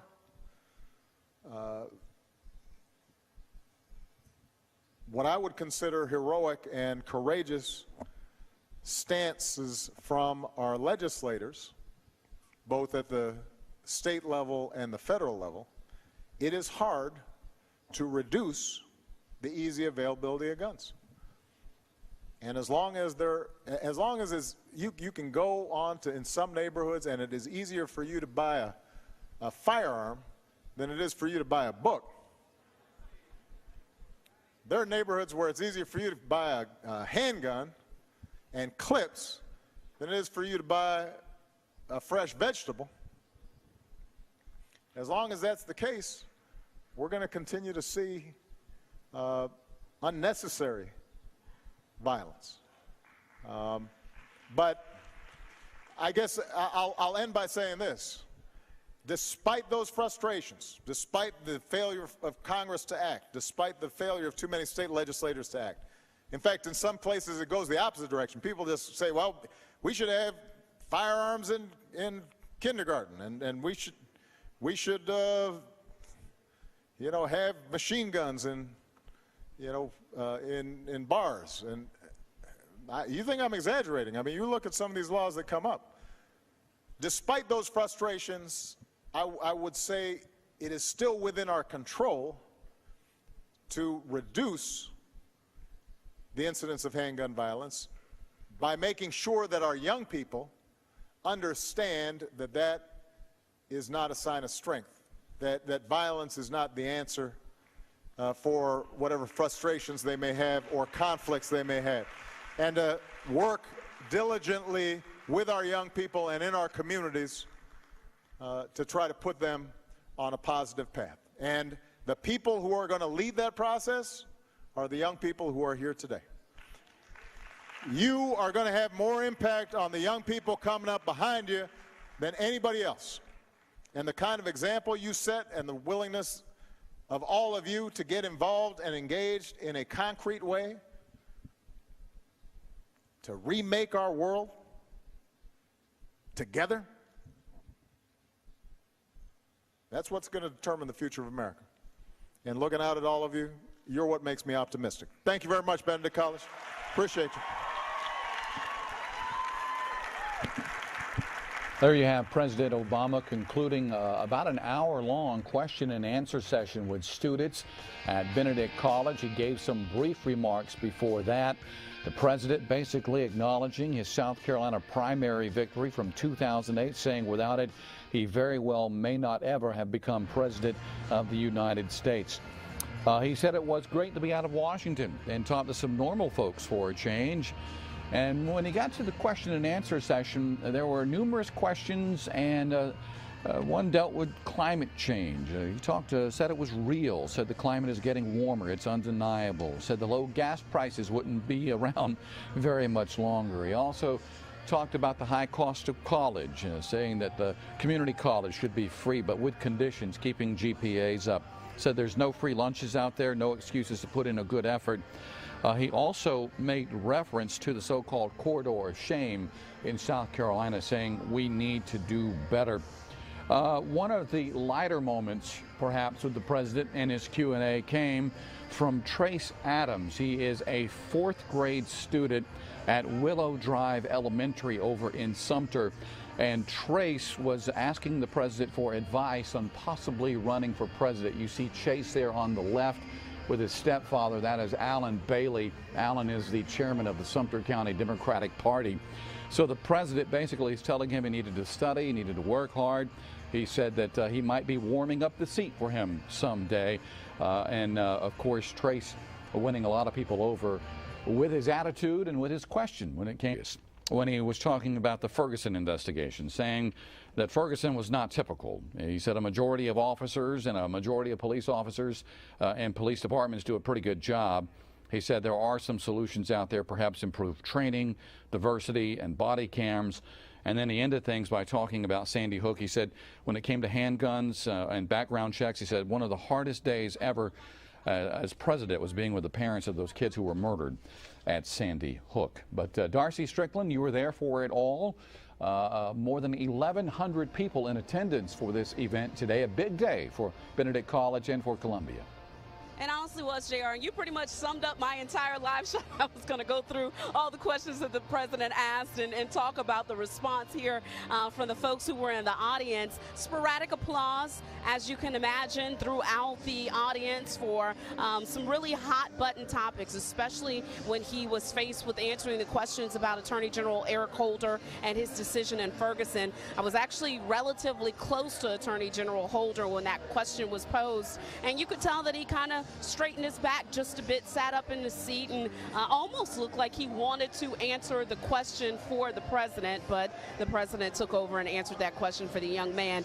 We're taking a look now at the audience. You can see all of the red City Year jackets, and obviously so many people just wanting the opportunity to get close enough to the president to get a picture, or at least with him, or at least close enough to get a picture so that they can post to social media and say, I was here the day that President Barack Obama was at Mays Arena on the campus of Benedict College. Again, the president's first time back in South Carolina as the president of the United States. The last time he was here, he was a candidate. And so obviously this arena was full of supporters. One thing that I thought was very interesting was that there were a number of dignitaries who were here today, everyone from Harris Pastides, who is the president of the University of South Carolina, to the former Democratic chair, Dick Harpootlian, and even Don Fowler, who was at one time the chair of the Democratic Party. So as the audience starts to file out, you can see that it's not just adults here. We've got quite a few children. Lots of kids missed today at school if they got a ticket, and this was one of those things that my kids always talk about what they want to say during share time when they get back to school. Well, this is one of those things on Monday when they have share time. Is going to be quite an exciting story to share with their classmates. So again, things wrapping up here at Mays Arena on the campus of Benedict College as President Obama, it appears, is still taking pictures with his supporters, with some fans, with attendees, and we're going to continue to see how many people we can get our hands on and bring you the complete story when you join us coming up today at 5 o'clock. We're going to talk to as many people as we can, but for anyone who's been following us on social media, you know that this is not a story that was only important to South Carolina. You know it's a story that's been trending across the globe as the president, again, continues to push his My Brother's Keeper initiative. So that's going to do it from here, JR. We're going to send things back to you in the studio, unless, of course, you have any questions for me, but we're going to just see how many people we can talk to. I'm very interested in seeing if I can find that 10-year-old and just really talk to him about what it's going to be like when he becomes president. Yeah, you know, he's quite a handful from what I hear. Quite bright. There's the president. We're showing it, Darcy, to viewers at home again. We're showing the president and the 10-year-old. Again, that is Trace Adams. He's a 4th grade student at Willow Drive Elementary in Sumter. Let's listen in. So you're in 5th grade? 4th. 4th grade? You're a tall guy. Thank you. So what's going on, Trace? I was just wondering, you know, I'm 10. I was just wondering when, you know, you were interested in being a president. Well, it wasn't when I was 10. Are you thinking about it? A little bit. Okay. Sir. All right. All right. Well, I mean, you're definitely ahead of me. Now, just remember, you got to wait till you're 35. That's in the Constitution. So you got at least 25 years to prepare. I did not think about when I was 10. And so there's Trace asking the president about running for president. President said, of course, he wasn't thinking about it when he was 10 years old. We're going to track this little fella down. We're going to have much more on his exchange with the 44th president of the United States coming up a little bit later today on News 19. The president now headed for Columbia Metro. He will be departing on Air Force One. We'll have more coverage of the president's visit later today right here on News 19. Well, we are back on the air now. Let's take a live look at Columbia Metro Airport. The president's motorcade is just now beginning to arrive at Columbia Metro Airport, and the president from here will be traveling to Alabama. He just finished up an appearance at Columbia's Benedict College. The president took questions and answers from those in attendance at Benedict College for a little more than an hour this afternoon, and we'll be talking more about that later on Friends at 5 and on News 19 at 6 and 7. Again, the president's motorcade almost where they need to be. And from here, as we mentioned, the president will be traveling to Alabama, where tomorrow he will take part in a 50th anniversary, the march from Selma to Montgomery. The anniversary is tomorrow, and the president will be there along with the first family. He said he's very anxious to show his daughters where it all happened. I know our Mary Sturgill is at Columbia Metro right now as the president's motorcade approaches there. And Mary, it's been quite a day for Columbia, for Benedict College. A short day, I guess, if you look at it. Only 4 hours the president's been on the ground, but you know, it caused quite a stir in the capital city.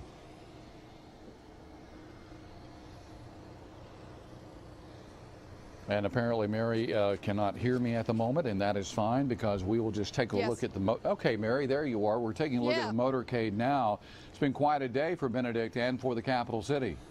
It really has, JR. The motorcade, as you can see, is just pulling around. They just pulled around Air Force One, and they'll pull up right in front of us right here. And I'm trying to see around. He should be in the second car, but behind this SUV right here, if I'm not mistaken. Okay, I'm not sure if that's it or not. We'll see once he gets out. All right, Mary. I think it's the one that's pulling up right to the steps right now. As we mentioned, the president and first family are going to be traveling to Alabama from here. Today was the 77th town meeting format that the president has held since he's been in office. He apparently likes this town meeting format in front of what many people call friendly audiences. And again, this makes the first time the president has visited South Carolina since winning the primary here in July of 2008. And that probably is indeed the car there because it is right up at the steps.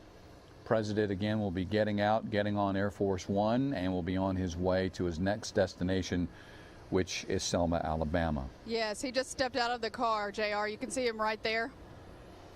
And Eric Holder also just stepped out of the car on our side. And I can't really see from here who the president is talking to, but he's having a conversation with someone before he boards Air Force One. He's shaking hands, and there's a photo op going on right now. I tell you, Mary, I was quite impressed that earlier it was not scripted at all. No. When he landed, the president got off and walked towards about 75 or so supporters. Yeah, he certainly did. It looked like he was getting in the car, and then he walked over to them and greeted them and spent quite a bit of time with them. There's that wave that we all expect before he boards Air Force One. And now they will get ready to take off back to Washington, D.C. As you said, he only spent about 4 hours on the ground here in Columbia. You know, and some of his comments that he made at Benedict College today, as a lot of people know by now, this is the first time the president has been here since he's become president. And he acknowledged today something that a lot of people had known for quite a while. It was the South Carolina Democratic primary in January of '08. that sort of really got the ball rolling with the Obama presidency.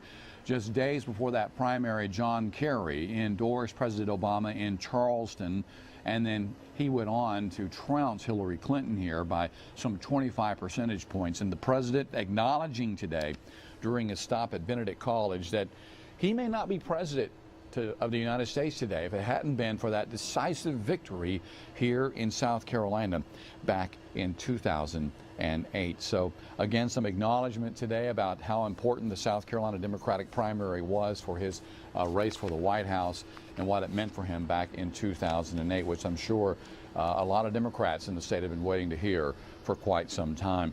It had been 2,597 days since he won that primary in South Carolina. And there are only 2 other states left that the president has not covered in his years in office, and that being South Dakota and Utah. Right now, we don't know of any plans for the president to fly to South Dakota or Utah anytime soon, but those are the only 2 states left that the president has not been to since he's been in the White House. One of the people, Mary Sturgill, one of the people that greeted the president today was South Carolina Governor Nikki Haley. No secret that our Republican governor and the Democratic president have butted heads from time to time over certain policies and procedures. Absolutely. But she was there. She made it back from a trip in the Low Country expansion of Mercedes, and I hear some applause going up out there right now. She was there after she was announcing some new jobs in South Carolina. Probably had a word or two with the president about that this morning as well.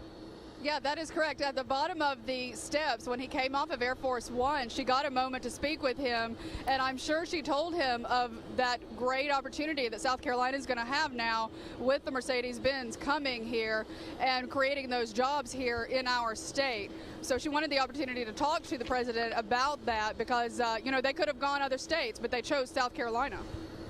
In case you at home are late tuning in and you did not get a chance to see the president's visit, it is 4 o'clock. Coming up on Friends at 5, we'll have a complete recap of the president's day here in Columbia. Of course, we'll have details at 6 and 7 as well. And coming up at 7, I may add, in case you did not get to see the president's remarks, we're going to have extended sound with the president at 7 o'clock. His initial remarks that he made to the crowd in attendance at Benedict College today. And we're also going to be airing some extended sound, a Q&A with a 10-year-old Sumter County 4th grader that the president had. This young man right here by the name of Trace Adams, a 4th grade student from Willow Drive Elementary. And you know what? This is probably one of the lighter moments of the day. Let's listen into this for just a moment. I was just wondering, you know, I'm 10. I was just wondering when, you know, you were interested in being a president. Well, it wasn't when I was 10. Are you thinking about it? A little bit. Okay. Yes, sir. All right. All right. Well, I mean, you're definitely ahead of me. Now, just remember, you got to wait till you're 35. That's in the Constitution. So you got at least 25 years to prepare. You know, I did not think about, when I was 10, I wasn't thinking about being president. I think when I was 10, I was interested in being an architect. I was interested in the... All right, the plane is starting to take off now at Columbia Metro, but the president having an exchange there with 10-year-old Trace Adams. Trace is the stepson of Alan Bailey, who was with him in attendance today. Alan is the Sumter County Democratic Party chair, and we're going to have Trace. He's going to be joining us on Friends at 5. He's going to be here to talk about that experience today. It's not every day a 10-year-old 4th grader can ask a question of the President of the United States, so we're looking forward to hearing what he has to say, and that'll be coming up a little bit later with Darcy and Andrea on Friends at 5. But there you go, Air Force One getting ready to speed down the tarmac. Next stop, Selma, Alabama. The president headed there. First family, they're going to be taking in the 50th anniversary of the Selma to Montgomery Civil Rights March. The president saying today he's very anxious to show his daughters the site of the 1965 event in Selma. And again, that'll be happening tomorrow, and of course there'll be a lot of coverage on that tomorrow evening on the CBS Evening News. So the president on his way now, and again, as we mentioned, we're going to have much more on his visit today, not only to Columbia but the capital city. He stopped by Brooklyn Baptist Church as well. People were wondering, well, where's he going to have lunch? Well, he actually stopped by Brooklyn Baptist Church. There's some photographs from inside that venue today. Some 200 plus supporters were there to meet and greet the president. He took about 15-20 minutes to shake some hands and give some hugs and take a few photographs there today, much to the delight of the people at Brooklyn Baptist Church. So we'll have a complete wrap when you join us coming up later tonight. Friends at 5 coming your way at the top of the hour, and News 19 at 6 and 7. Of course, as always, there's more on the president's visit online. Simply go to our website, WLTX.com. You can go to our Facebook page as well, and of course, we've been tweeting out updates and will continue to do so as the afternoon and evening progresses. We'll see you again coming up on Friends at 5.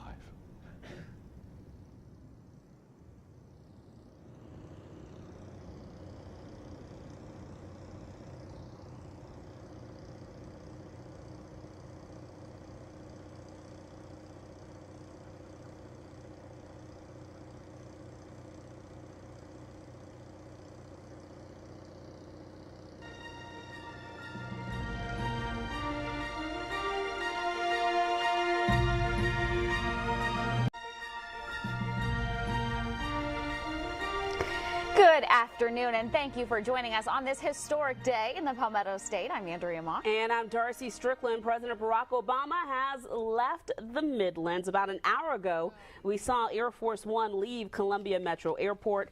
The president arrived before noon. He made a brief stop at Brooklyn Baptist before going to Benedict College, where he gave a speech and then engaged with students and others in the audience, taking their questions about a wide range of subjects. Now, you know, the courts and state legislatures, and I'm sure this is true in South Carolina, have greatly restricted the ability to put in place common sense, some common sense gun safety laws, like background checks. I personally believe that it is not violating anybody's rights that if you want to purchase a gun, it should be, you know, at least your responsibility to get a background check so that we know you were not a violent felon, or you know, that you don't currently have a restraining order on you because you committed domestic abuse. Or right now we don't know a lot of that. It's just not available, and that doesn't make sense to me. And I'll be honest with you, I thought after what happened at Sandy Hook that would make us think about it. The hardest day of my presidency, I've had some hard days, but nothing compares to being with the parents of 26-year-old kids, beautiful little kids, and some heroic teachers and administrators in that school just 2-3 days after they had been just gunned down in their own classroom. And you would have thought at that point, that's got to be enough of a motivator for us to want to do something about this. And we couldn't get it done. I mean, there was just, at least at the congressional level. So what we've done is we have tried as much as we can administratively to implement background checks and to make sure that we're working with those states and cities and jurisdictions that are interested and willing to partner with us to crack down on the legal use of firearms, particularly handguns. But I'll be honest with you, in the absence of more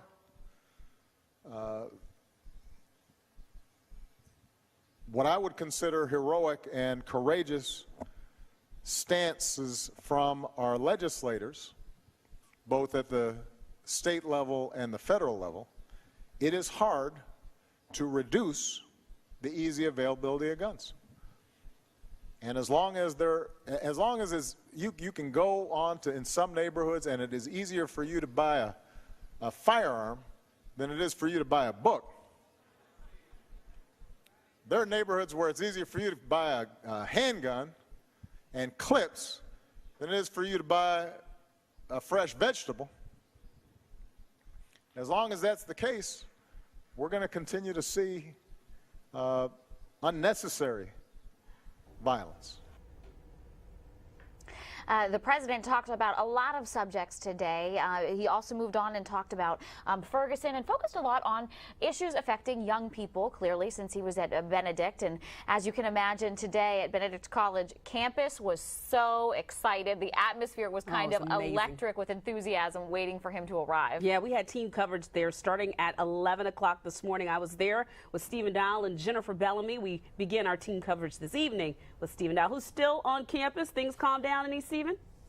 Yeah, Darcy and Andrea, it's officially spring break here on the campus of Benedict College, but you couldn't tell hours earlier today because students packed Mays Arena to hear President Obama talk. Like you mentioned, he talked about a slew of issues from tensions in Ferguson, but he really focused on the youth and My Brother's Keeper, the new initiative that the White House has rolled out. I spoke with several students, including Mr. Benedict College, who's from New York. He says that he didn't meet his father until he was 14 years old. Take a listen at what he says that he believes that the president touched and hit home for him in talking about young people.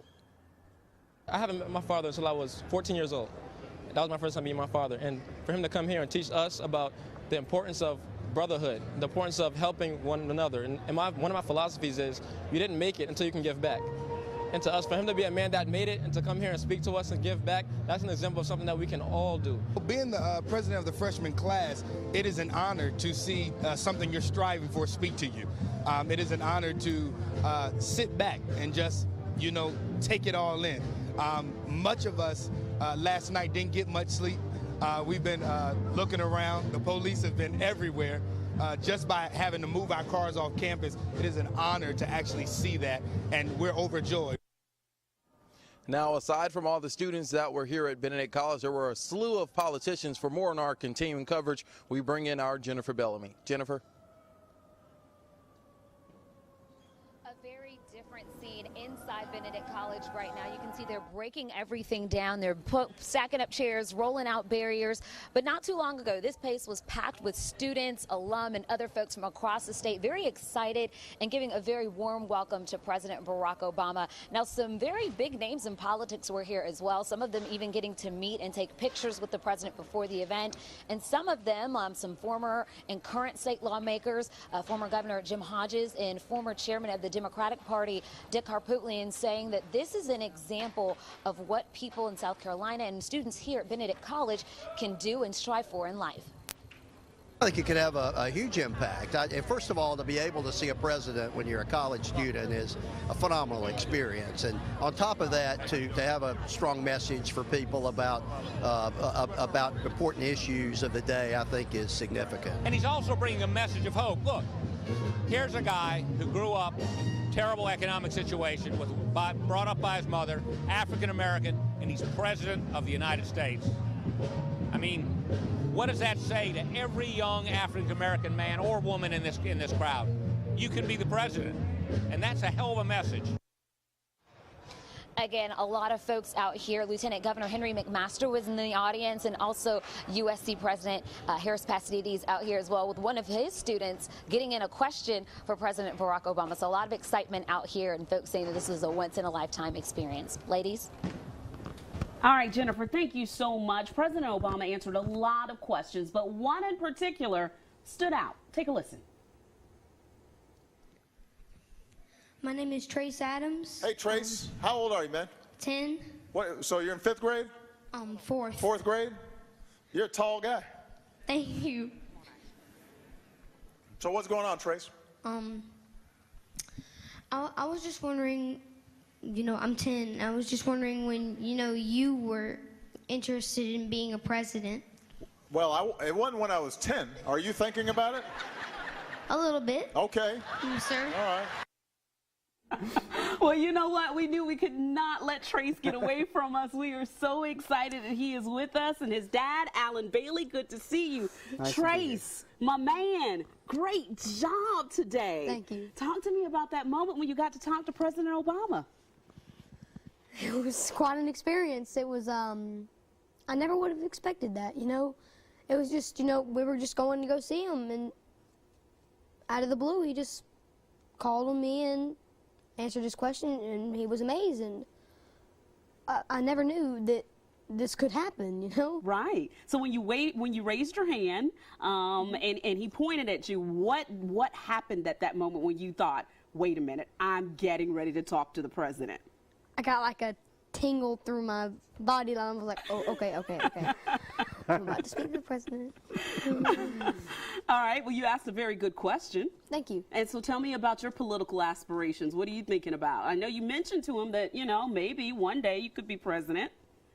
Well, you know, there's a lot of people that, you know, they need health care and they need doctors, and they can't get that, and that's just not right in my opinion. If they need a doctor, then they should be able to get a doctor. If they need medicine, they should be able to get cheap medicine that will work for them. And I just think that, you know, everybody in this world should have a chance, and everybody in this world should, if they're sick, they should get medical attention if they need it. You know what? I am actually tearing up listening to you talk, because that is such a powerful statement coming from a young person, to know the importance of people being healthy. Now, everybody at home is sitting there watching you. They may have noticed that you've got this Gamecock pin on your jacket. Talk to me a little bit about how, because you didn't show up at Benedict with that pin on. How did you get that pin today, Trace?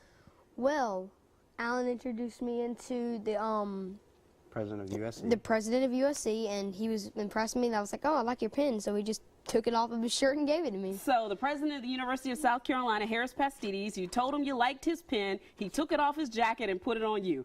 Yes, ma'am. Well, that's awesome. Okay, so your stepdad, Alan, you are the chair of the Sumter Democratic Party. Correct. Talk to me about the importance of involving young people like Trace in politics, because I'm being honest with you, when he started talking about health care, I got a little choked up, because it's such an important issue. Well, obviously it's an important issue in our household. We're fortunate to have health care, but Trace, we teach Trace to think about more than just us. And so, you know, I see the younger generations are not as interested in politics, they're not as interested, they don't even care about public policy. That's not a good avenue to be heading down. And we keep Trace involved. We keep him involved, but he's a special kid. He's smart. He's a loving kid, and you know, Trace 2040, Trace Adams. I think we can start that campaign right now. Trace Adams 2040. Trace, if you had a chance to ask the president a second question, did you have one?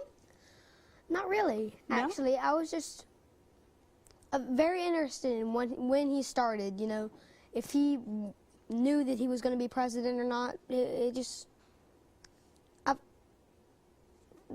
I've just always wanted to ask him a question, and I thought that'd be the best question to ask him at the time. I think it was a very good question. So were you surprised by his response that when he was 10 he wanted to be an architect?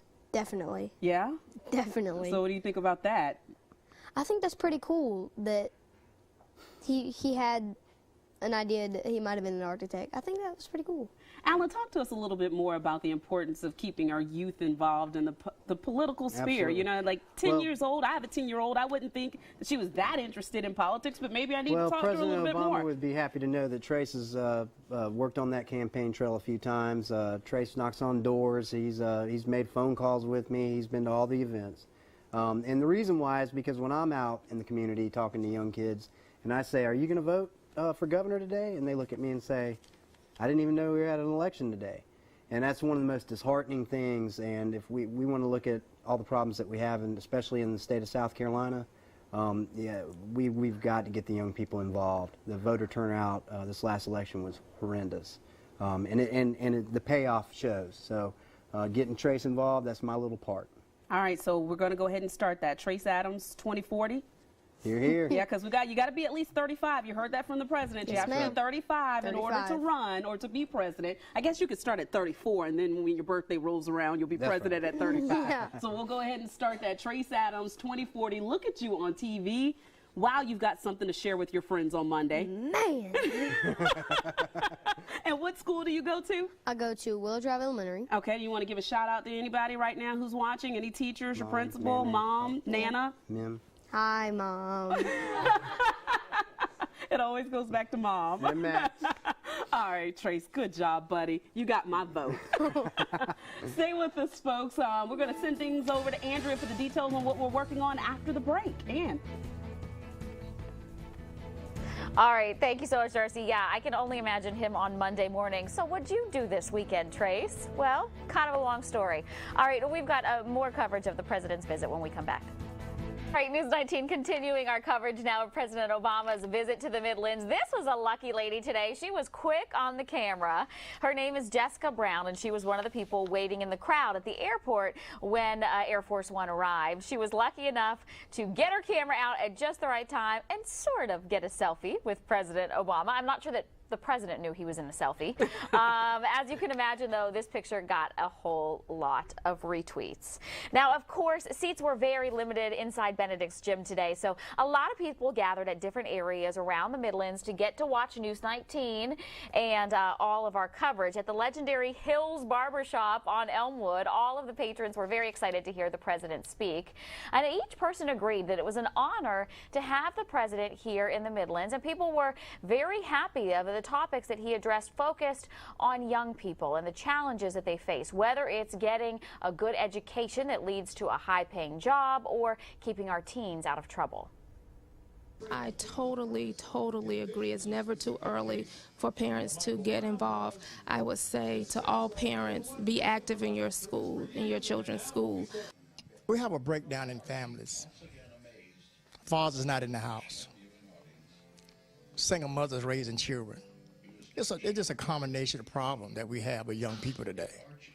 And the college and the school can't do it all.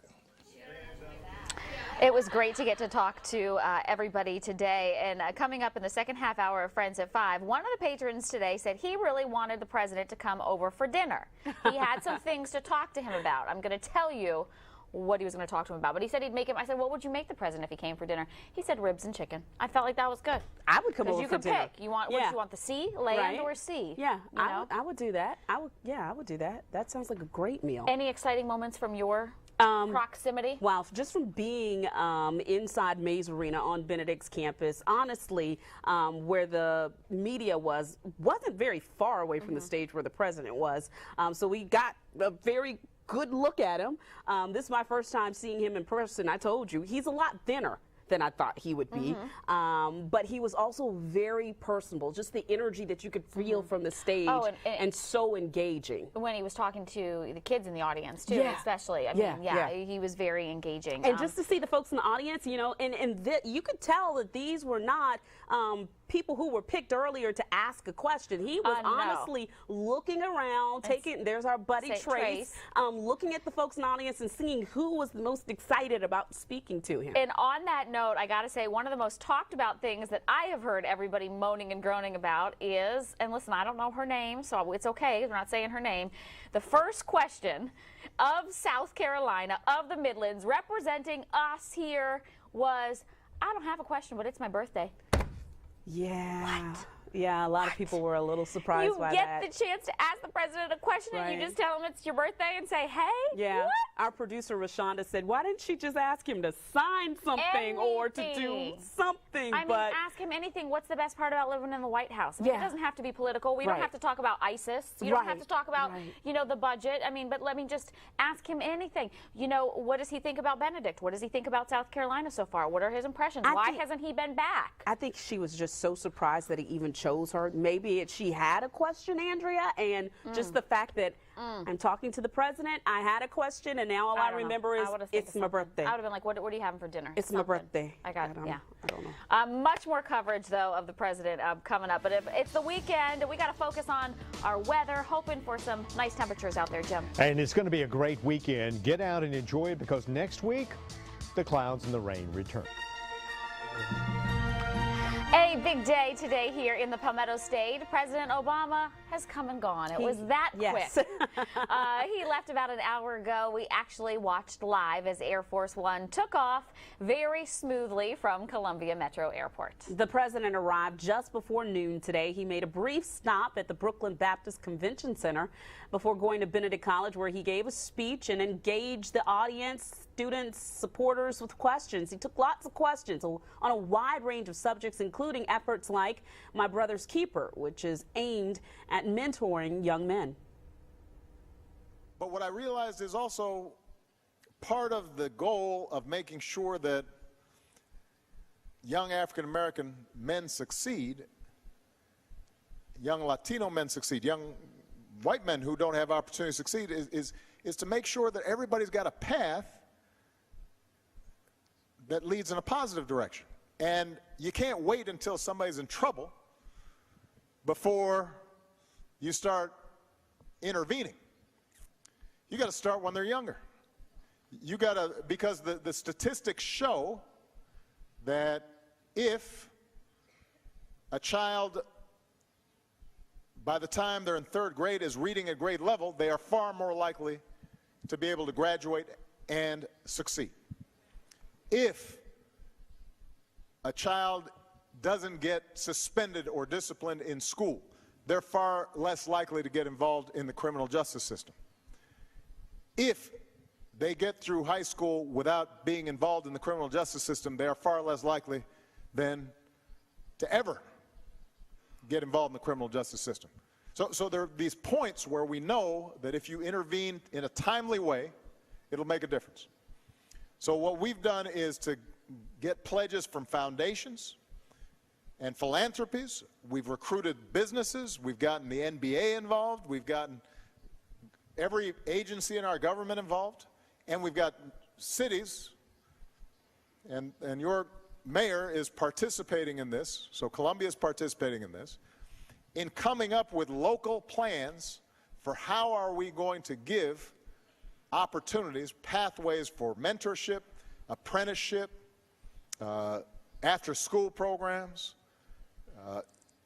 job search, college prep, you name it. And each community is coming up with its own programs and plans, and then we are partnering with them and helping match them up with folks in their area who are also interested in resourcing these initiatives. Well, as you can imagine, the Benedict College campus was full of excited fans. I feel safe in saying fans, just about everybody who was there. Americans. Americans the president excited was a supporter. to see the president. You know, it really was a complicated day. They had to close down roads, of course, a lot of security measures in place. News 19's Stephen Dial was out there all day long for all the action and joins us now live from Benedict College's campus. And Stephen, finally dying down a little bit, the craziness. Yeah, that's true. It's finally calm, and we know hours ago when President Barack Obama was here on the campus of Benedict College, it was electric. From the moment he walked into Mays Arena, applause, everyone clapping, everyone standing on their feet, but a lot of people that really felt the message from what I've gotten from talking with students and everyone in attendance were the students, especially students that were in organizations like the Call Me Mr. program, the City or AmeriCorps program, because like you heard that sound earlier, President Obama talked about youth being involved and young adults being involved in making a difference in other young people's lives. Take a listen at the reaction from some students about what they thought from the president's speech. It is such an honor, and just every day we're working 6:30 to 5 o'clock, and just to be here and to see him honoring us. We're just so honored to be here, and it's just such a reward for our service. Always negativity brought out in the state of South Carolina about our institution, and it's really an awesome school, and I'm proud to say that I'm a Benedict Tiger, so the fact that President Obama is here is just, it's really awesome. A lot of proud students there here at Benedict College. It was students from USC and other colleges as well. Now it's officially spring break, so that's kind of a treat before spending some time at home or at vacation. For more on the political side, we bring in our Jennifer Bellamy. Jennifer? We are still here inside Benedict College's gym, where they are continuing getting the place back to normal. And as you know, not too long ago, the president was here, but he had some special guests with him, Advisor Valerie Jarrett and Attorney General Eric Holder. And it was very fitting that they were here, as a student in the audience asked President Barack Obama about Ferguson, especially in light of the Department of Justice's decision not to file charges against Officer Darren Wilson and that report that they released about the police department and other areas out there. Now, the president responded and said that Ferguson is not typical and that he thinks that the majority of law enforcement officers across our country do their job well and fairly. And Congressman Clyburn, who was here and very instrumental in President Obama coming to South Carolina, says that it's so important that all of them were here to motivate, encourage, and engage young people on the things going on in our country today. And this school was founded on the principles of upward social mobility for rural, low-income families. And so to have him here today to help motivate these young people at a time that things are real challenging. And for the Attorney General to come with him on the heels of his Ferguson report, I think underscores how important this trip is. Now, again, we know that this is President Obama's first return trip to South Carolina since he was campaigning, but I asked Congressman Clyburn if he thought it might be possible that we'd see the president back in South Carolina anytime soon, and he told me he's always working on it. Ladies? All right, Jennifer, thank you so much. Of course, Jennifer, you just saw her inside Benedict there in Mays. Seats very limited in there. Only a select few got to actually be there. So many people gathered around their television sets to turn on News 19 this afternoon and watch coverage of the president's speech. At the legendary Hills Barbershop on Elmwood, all the patrons there very excited to hear the president talk. Each person agreed that it was an honor to have him visit the Midlands, and people were very happy at the topics the president was addressing, focusing on young people and the challenges they face, whether it's getting a good education that leads to a good paying job or how to keep your teens out of trouble. Reggie Jenkins has one child in college and one child at Dreer, and he says he'd like to invite the president over for dinner to talk to him man to man about education. Also like to see him address and maybe put into effect where tuition is lowered. You know, I think that's a good thing because there's a lot of good kids out here that want to go to college, but parents or them can't afford it for whatever reason, and it needs to be affordable for everyone. This is America. Everyone needs to go to school and be educated. That's how I want to hope today, is to get people, young people to listen. Because we have so many people that are saying the same thing the president is saying. So him on a larger scale have more effect. That's what I think. Well, a lot of people there very excited to hear the president talk. And after meeting with the crowd, the president then headed over very quickly for a quick stop at Brooklyn Baptist Church for a lunch, their legendary lunch there, Darcy. We've all had it. It's delicious. Yes, ma'am. He spent about 20 minutes at the church where he chatted with about 100 diners. He also grabbed some lunch and even paid for it with cash out of his own pocket. We spoke with Pastor Jackson's wife and the pastor's son about Obama's surprise return to the Midlands and his surprise visit to the church.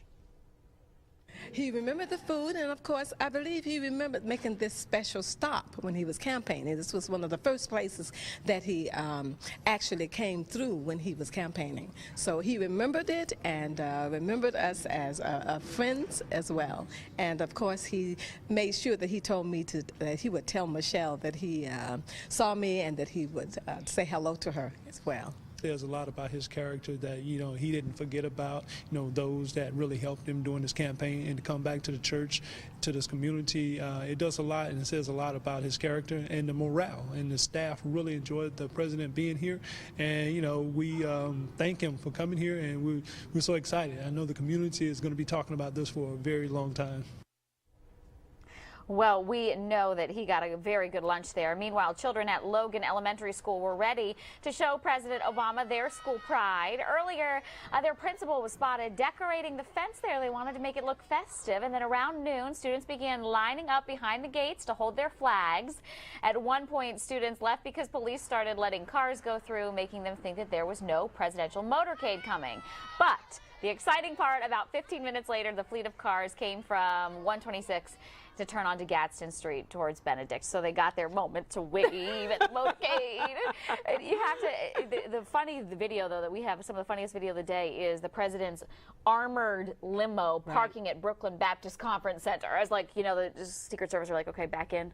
Okay, watch out. There's a Buick over on this side. There's a, you know, out. And you're just minding your business, thinking you're going to go get some fried chicken, you know, and some macaroni and cheese at Brooklyn Baptist. But your car could have been parked next to the presidential motorcade. But great to hear from Robin Jackson again, the first lady of that church, and then their son-in-law about how he's been there before. He remembers them, and who knows, maybe the next time he comes through again, he'll just treat everybody. He won't just pay for his. He'll just treat everybody in there. Let me know when that is. I'll make sure to be there. All right, coming up next on Friends, it's hard to even think about anything other than the president's visit today, but the USC women's basketball team played a very big game. We've got all the highlights next. From the station that's on your side, you're watching News 19 at 6. It's been a while since I was in South Carolina. In fact, it's been too long. It has. I'm not going to lie. You know, I love you. And I've been loving you. It's just I had a lot of stuff to do since I last saw you. Well, President Obama was in the Palmetto State for the first time since becoming president today. Good evening, and thanks for being with us. I'm J.R. Berry. And I'm Darcy Strickland. The president spoke to students and supporters at Benedict College today. He spoke to the crowd for more than an hour, taking questions on a number of topics. He answered questions about Ferguson, the Keystone Pipeline, the cost of college, and about his initiative, My Brother's Keeper. And he also talked to a little boy from Sumter who says one day he wants to be president. You know, you were interested in being a president. Well, it wasn't when I was 10. Are you thinking about it? A little bit. Okay. Sir. All right. Just remember, you got to wait till you're 35. That's in the Constitution. So you got at least 25 years to prepare. I did not think about, when I was 10, I wasn't thinking about being president. I think when I was 10, I was interested in being an architect. I was interested in the idea of like building buildings, and I thought that was pretty cool. And then I went through a bunch of stuff, and for a while I thought I might be a basketball player, and it turned out I was too slow and I couldn't jump. Well, that was Trace Adams from Sumter County. We had a chance to talk to him today at 5. He is an incredible little boy. Well, as you can imagine, the Benedict campus was excited to welcome the President of the United States. News 19's Stephen Dowell was there. He had part of our team coverage this afternoon. He joins us now with more reaction from students. Stephen. Well, Darcy and JR, you could not tell that it was the start of spring break here on the campus of Benedict College because hundreds of students packed Mays Arena hours ago to listen to President Barack Obama. Some students didn't know that they would have a chance to actually ask him questions about any topic they wanted. Like you guys said, we heard a slew of issues from tensions in Ferguson to education and loans. And for some students, more importantly, the new initiative from the White House, My Brother's Keeper. I spoke with Mr. Benedict College, who says that he didn't know his father until he was 14 years old, and he says Obama's speech about that issue meant a lot to him. I haven't met my father until I was 14 years old. That was my first time meeting my father, and for him to come here and teach us about the importance of brotherhood, the importance of helping one another, and one of my philosophies is you didn't make it until you can give back. And to us, for him to be a man that made it and to come here and speak to us and give back, that's an example of something that we can all do. Being the president of the freshman class, it is an honor to see something you're striving for speak to you. It is an honor to sit back and just, take it all in. That's what students did. They took it all in, and now they can enjoy their spring break. There were a lot of dignitaries, a lot of elected officials here at Mays Arena. For more on that in our team coverage, we bring in our Jennifer Bellamy. Jennifer. Well, here inside Benedict's gym, they are continuing to break down the scene here. But not too long ago, there was a podium with a presidential seal, and U.S. President Barack Obama was here speaking before the crowd. Now, he gave those opening remarks, and then it turned a town hall event with lots of questions. The first one, though, wasn't really a question. The young lady said it was her birthday, and she just wanted to talk to the president. She got a birthday wish from him.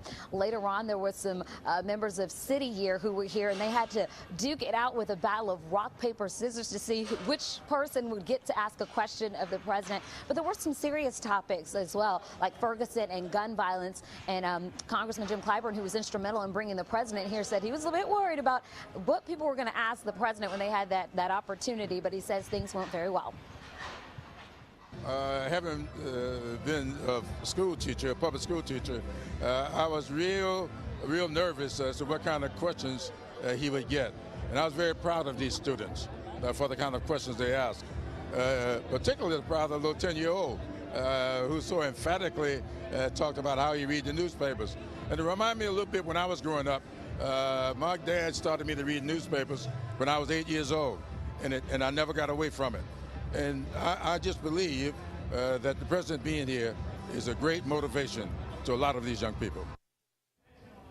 Well, a lot of folks excited and happy to see the president here. And of course, Benedict is the home of the Tigers. So we did get a Go Tigers from President Obama, but also President of USC, Harris Pacides, was out here. One of his students asked the president a question, and they got a Go Gamecocks out of President Obama as well. JR, Darcy.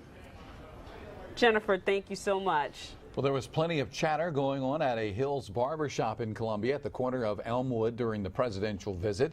The owner of the shop held a watch party where customers and others in the community could come in and see the president's speech live. Here's what they had to say about the president's visit. When he took office, my son, who was in elementary school, I think at the time, he ran out and got a poster, and we still had it up in our house until we recently moved. So seeing someone just like them, no different, gives them hope. Well, before Obama went to Benedict, he stopped and grabbed some lunch at Brooklyn Baptist Convention Center in West Columbia. He spent about 20 minutes at the church where he chatted with more than 100 diners. He also grabbed some lunch, even paid for it with cash out of his own pocket. We spoke with the cashier who took his money and one of the church pastor's sons about the excitement of today. It was actually nerve-wracking at first. I was very nervous, and I got to shake his hand, take his money for his plate to go, and it was amazing. It was like an NBA basketball game or something, championship finals game, and people were in there that were jumping up, down, excited, wanting to take pictures with the president. It was just a good, conducive environment of excitement and thrill that he's here. Obama also visited the church back in 2008. Several elementary school students were hoping to snag a glimpse of the presidential motorcade, and at one point, some very disappointed kids thought that they were not going to get to see the president because he was going to take another route. News 19's Jasmine Stiles has their story.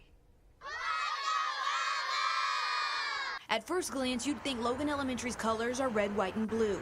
Their principal came out early to begin decorating for the president's arrival, but not everyone was aware of the visit. I didn't really know what was going to happen, but until Dr. Moore said President Obama was coming, I was so excited. Around noon, students began filing out with flags in hand, ready to show President Barack Obama their school spirit. Columbia police began blocking the roads and other spectators came to watch. But after 30 minutes, nothing. Then police let traffic through, which led many to believe there would be no presidential drive-through after all. It's the worst day ever. I can't believe you tricked the new cool like that. But just minutes after students began to file back into the building, cones were placed back onto Elmwood Avenue, and the presidential motorcade came off I-126. A real live history class. Jasmine Stiles, News 19 WLTX. Well, earlier today, as everyone was preparing for the president's visit, one of our crews stopped by the Lizard's Thicket near the airport to find out what people thought of President Obama's visit. Here's what they had to say.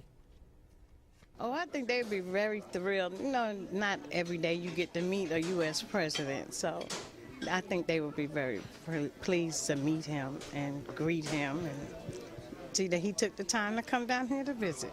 I think he's been ignoring us since, what, 2009 or something like that? He hasn't been here, but we're a Republican state, right? So that's politics, but it's good that he come. I hope people welcome him properly. And hopefully he'll have some good things to say to the folks out there at Benedict and around the country, too. For sure. Well, another memorable moment, at least for Jessica Brown, happened. One of those people waiting in the crowd was Jessica at the airport for the president's arrival. She was lucky enough to get a selfie with the president when he walked over to the crowd for a quick hello. As you can imagine, on Twitter, that photograph got a lot of retweets. Well, if you missed any of today's presidential coverage, we have posted video and sound for you on our website, WLTX.com. And today on News 19 at 6, it was a cool day outside, but Jim says we're in for some warmer weather for the weekend. He has the details on your weekend forecast after the break. You are watching News 19 at 6 with J.R. Barry and Darcy Strickland. Had good weather for the president to visit. Could have been warmer. But it wasn't stormy or anything. It wasn't as cold as Chicago or D.C. No, and he mentioned that. Yeah. Because there was somebody that welcomed him to South Carolina that was from Chicago. Right. It was a fantastic day, even if it was a bit cool. The clouds were here to begin with, but they began moving out before the morning was out, and we saw sunshine. Now, we still have some high clouds down to our south. Yeah. All right, we're out of time, but we're back at 7. CBS Evening News is next.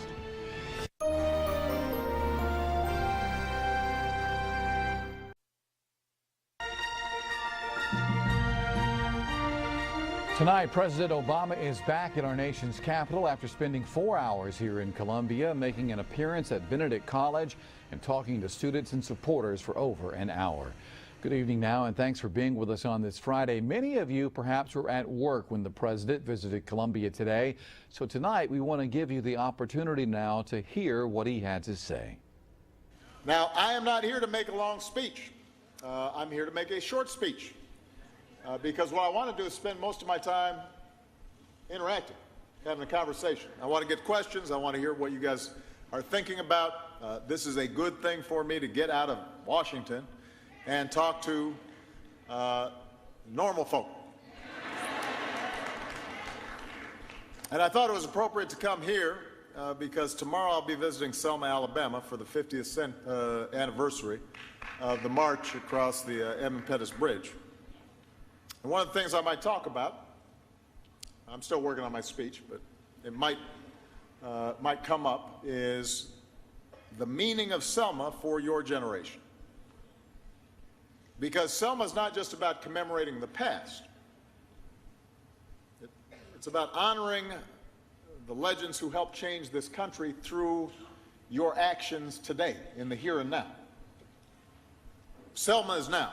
Selma is about the courage of ordinary people doing extraordinary things because they believe they can change the country, that they can shape our nation's destiny.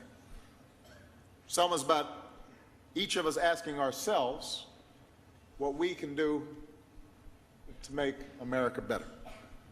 And historically, it's been young people like you who helped lead that march.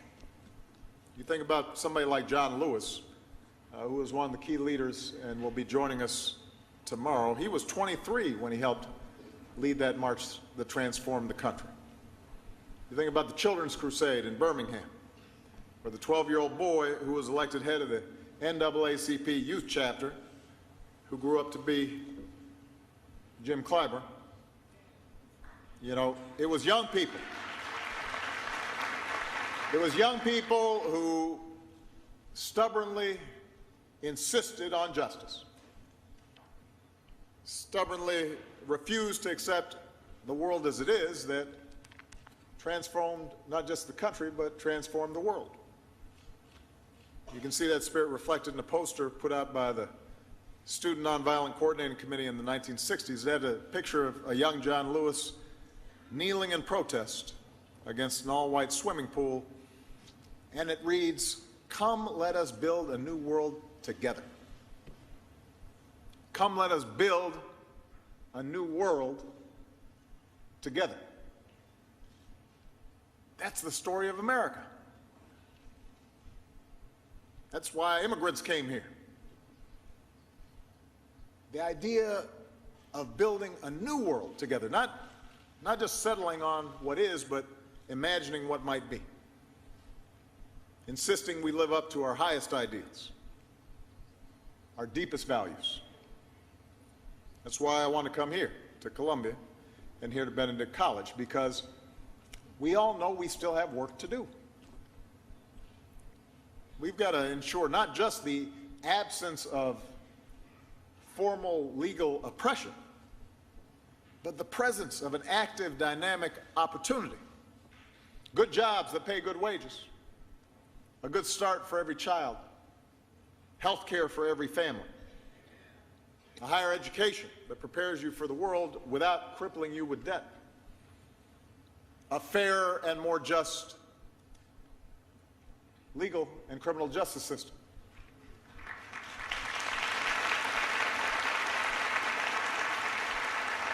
Now, the good news is we're in much better shape now than we were 6 years ago. This morning we learned that our economy created nearly 300,000 new jobs last month. The unemployment rate went down. Unemployment rate ticked down to 5.5%, which is the lowest it's been since the spring of 2008. Our businesses have now added more than 200,000 jobs a month for the past year, and we have not seen a streak like that in 37 years, since Jimmy Carter was president. All told, over the past 5 years, our businesses have created nearly 12 million new jobs. And what's more, the unemployment rate for African Americans is actually falling faster than the overall unemployment rate, which makes sense because it went up faster too during the recession. But it's still too high. The unemployment rate across the country and here in South Carolina is still higher than we want, which means we've got more work to do. And we got to make sure those are good jobs that pay a living wage and have benefits with them. So we can't let up now. We've got to do everything we can to keep this progress going. This community, I know, is doing its part to prepare students for this new economy. Programs like Youth Build are giving young people who may have gotten off track a chance to earn a degree and get the skills they need for the 21st century. City Year AmeriCorps in the House, I see the jackets. They're working with the public schools in Columbia to increase graduation rates. The Benedict College community is doing outstanding work beyond your walls. We put you on the Higher Education Community Service Honor Roll. You earned that honor. So as long as I'm president, we're going to keep doing everything we can to make sure that young people like you can achieve your dreams. Now, we can't do it for you. You got to do it yourselves, but we can give you the tools you need. We can give you a little bit of a helping hand. Well, after those comments, the president started answering numerous questions from the audience. Some of those topics included the high cost of college, handguns, the fallout from Ferguson, and how to keep youth off the streets. But it was one question in particular that got everybody talking, a 10-year-old from Sumter who wants to be president. Take a listen. My name is Trace Adams. Hey, Trace. How old are you, man? 10. What, so you're in 5th grade? 4th. 4th grade? You're a tall guy. Thank you. So what's going on, Trace? I was just wondering, I'm 10. I was just wondering when, you were interested in being a president. Well, it wasn't when I was 10. Are you thinking about it? A little bit. Okay. Yes, sir. All right. All right. Well, I mean, you're definitely ahead of me. Now, just remember, you got to wait till you're 35. That's in the Constitution. So you got at least 25 years to prepare. I did not think about, when I was 10, I wasn't thinking about being president. I think when I was 10, I was interested in being an architect. I was interested in the idea of like building buildings, and I thought that was pretty cool. And then I went through a bunch of stuff, and for a while I thought I might be a basketball player, and it turned out I was too slow and I couldn't jump. And so I stopped thinking that. And then I became interested in being a lawyer, and I did become a lawyer. But what are you interested in right now? What subjects are you interested in school? Social studies, actually. Social studies. So you're interested in public policy? Are you starting to read the newspapers and things? And do you discuss it? Is that your dad behind you? That's yeah. me. Yes, sir. Yeah. And you discuss the issues with your dad and stuff? Oh, yes, sir, definitely. Oh, yeah, I can tell you do. Okay. Well, I think the most important thing is to just make sure that you work hard in school. I think it's really good if you get involved in like some service projects and help out people in your community, whether it's through the Scouts or your church or some other, or school, some other program, so that you get used to trying to help other people. Make sure you graduate from college, and then who knows? You might end up being I might just be warming up the seat for you. And if you become president, I want you to remind everybody how, when you talk to President Obama, he said, go for it. All right? Don't forget me. All right. I don't think he's ever going to forget that. All right, still ahead tonight, we'll have more on the president's visit, including some comments he made about climate change. Our Jim Gandy's going to weigh in on that in a moment. Well, as part of his question and answer session with students today, the president talked a little bit about climate change. He said our climate is getting warmer, and it's undeniable. A lot of young people here, you may not be worrying about climate change, although it is very cold down here. You can't attribute a couple of days of cold weather or a couple of days of hot weather to the climate changing. But the pattern overall is that the planet is getting warmer. That's undeniable, and it's getting warmer at a faster rate than even the scientists expect. And you might think, well, getting warmer, that's no big deal. Folks in South Carolina, we're used to dealing with hot weather. We can manage. But understand that when you start having overall global temperatures go up, even if it means more snow in some places or more rain in some places, it's not going to be hotter every single place, but the overall temperature is going up. That starts changing weather patterns across the globe. It starts raising ocean levels. It starts creating more drought and wildfires in some places. It means that there are entire countries that may suddenly no longer be able to grow crops, which means people go hungry, which then creates conflict. It means diseases that used to be just in tropical places start creeping up, and suddenly we've got a whole new set of, say, insect-borne diseases like malaria that we thought we'd gotten rid of. Now they're suddenly in places like the United States. We start running out of water. It puts stresses and strains on our infrastructure. Hurricanes become more powerful when the water is warmer, which means a lot of our coastal cities and towns are put at risk. All right, we want to bring in our chief meteorologist now, Jim Gandy. You had the chance to meet with the president last year about climate change. I believe we have a photograph of you and the president together. Here we are a year later, and he's still talking about climate change. What do you make of that? Well, everything that he said was correct. And, of course, he's got a pretty good advisor in John Holdren. And his remarks were spot on. Now, as a meteorologist, I certainly understand the implications of climate change, and it is warming. In fact, we can show you that very, very well in a graph that I've got together here. And you can see over the last 120 years or so that the planetary temperature has been increasing. There's been a little bit of a slowdown, but all indications are that that warming is about to reignite again.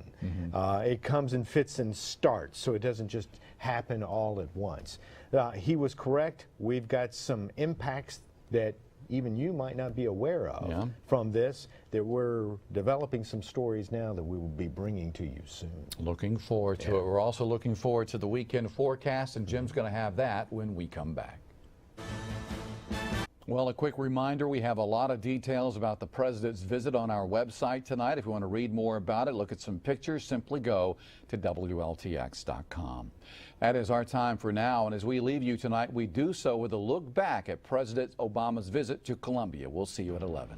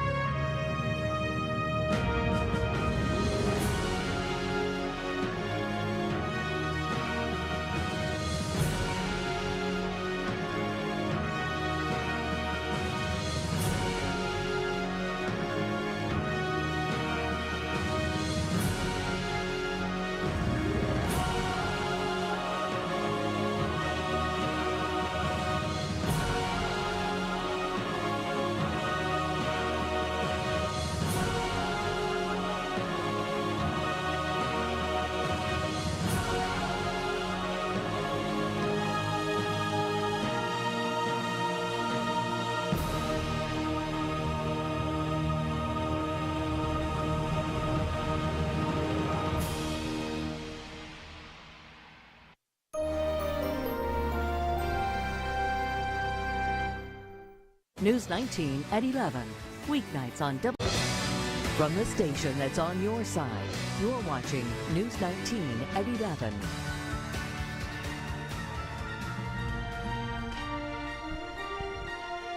It's been a while since I was in South Carolina. In fact, it's been too long. It has. I'm not gonna lie. You know, I love you, and I've been loving you. It's just I had a lot of stuff to do since I last saw you. President Barack Obama made his first trip to South Carolina since being elected president today. Good evening, and thank you so much for joining us tonight for News 19 at 11. I'm Andrea Mock. President Obama arrived to a cheering crowd of just over 1,100 people at Benedict College this afternoon. Obama was without a suit and coat. He was casual. He came out with his sleeves rolled up, ready to talk with a group of young people. He spoke about the new jobless number and his trip to Selma tomorrow for the 50th anniversary of the voting rights marches. Obama told students at the historically black Benedict that Selma was possible because of young people who stubbornly insisted on justice. Selma's about the courage of ordinary people doing extraordinary things because they believe they can change the country, that they can shape our nation's destiny. Selma's about each of us asking ourselves what we can do to make America better. And historically, it's been young people like you who helped lead that march.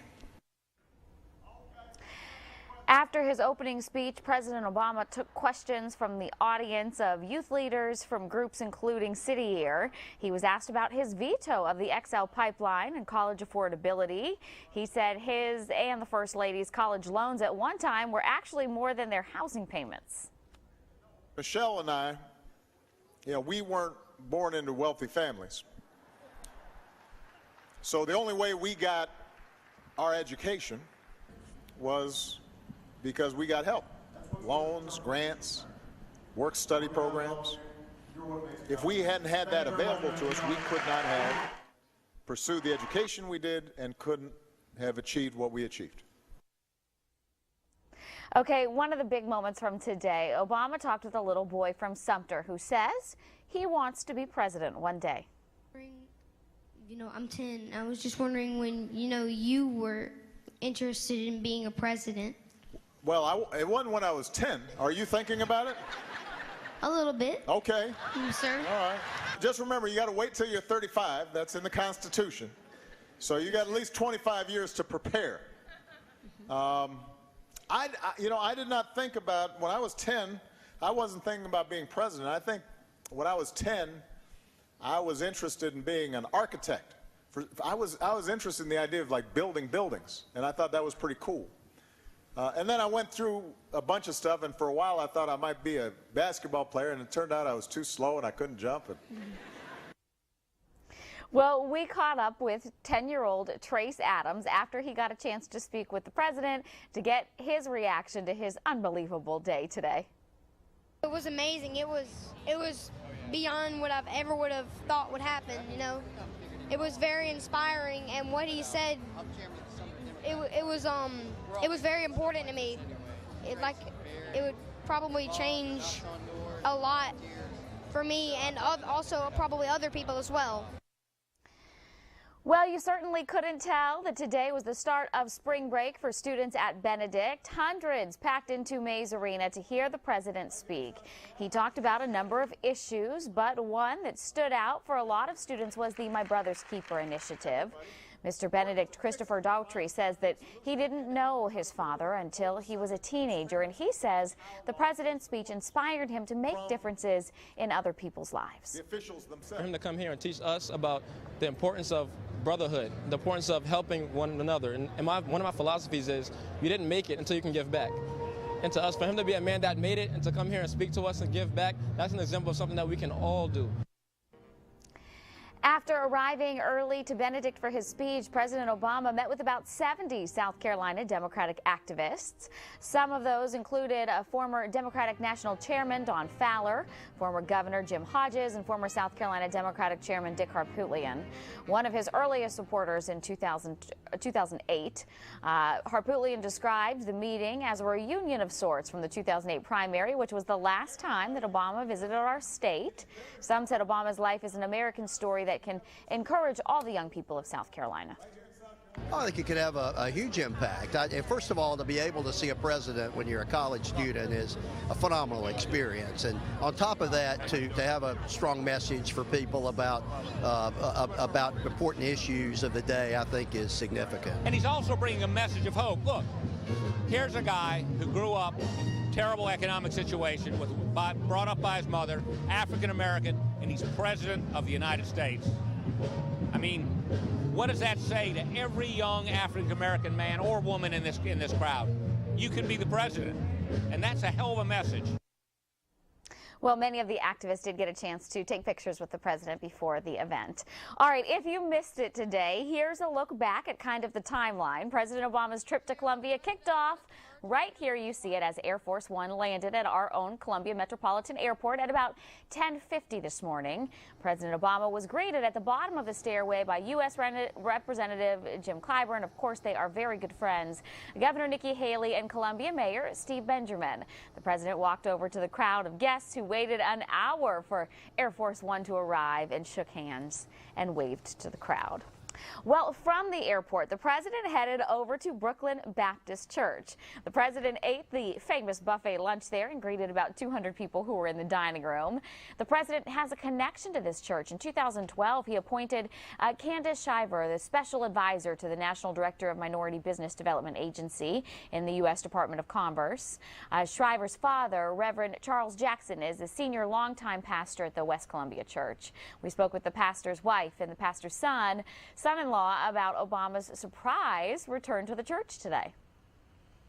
He remembered the food, and of course, I believe he remembered making this special stop when he was campaigning. This was one of the first places that he actually came through when he was campaigning. So he remembered it and remembered us as friends as well.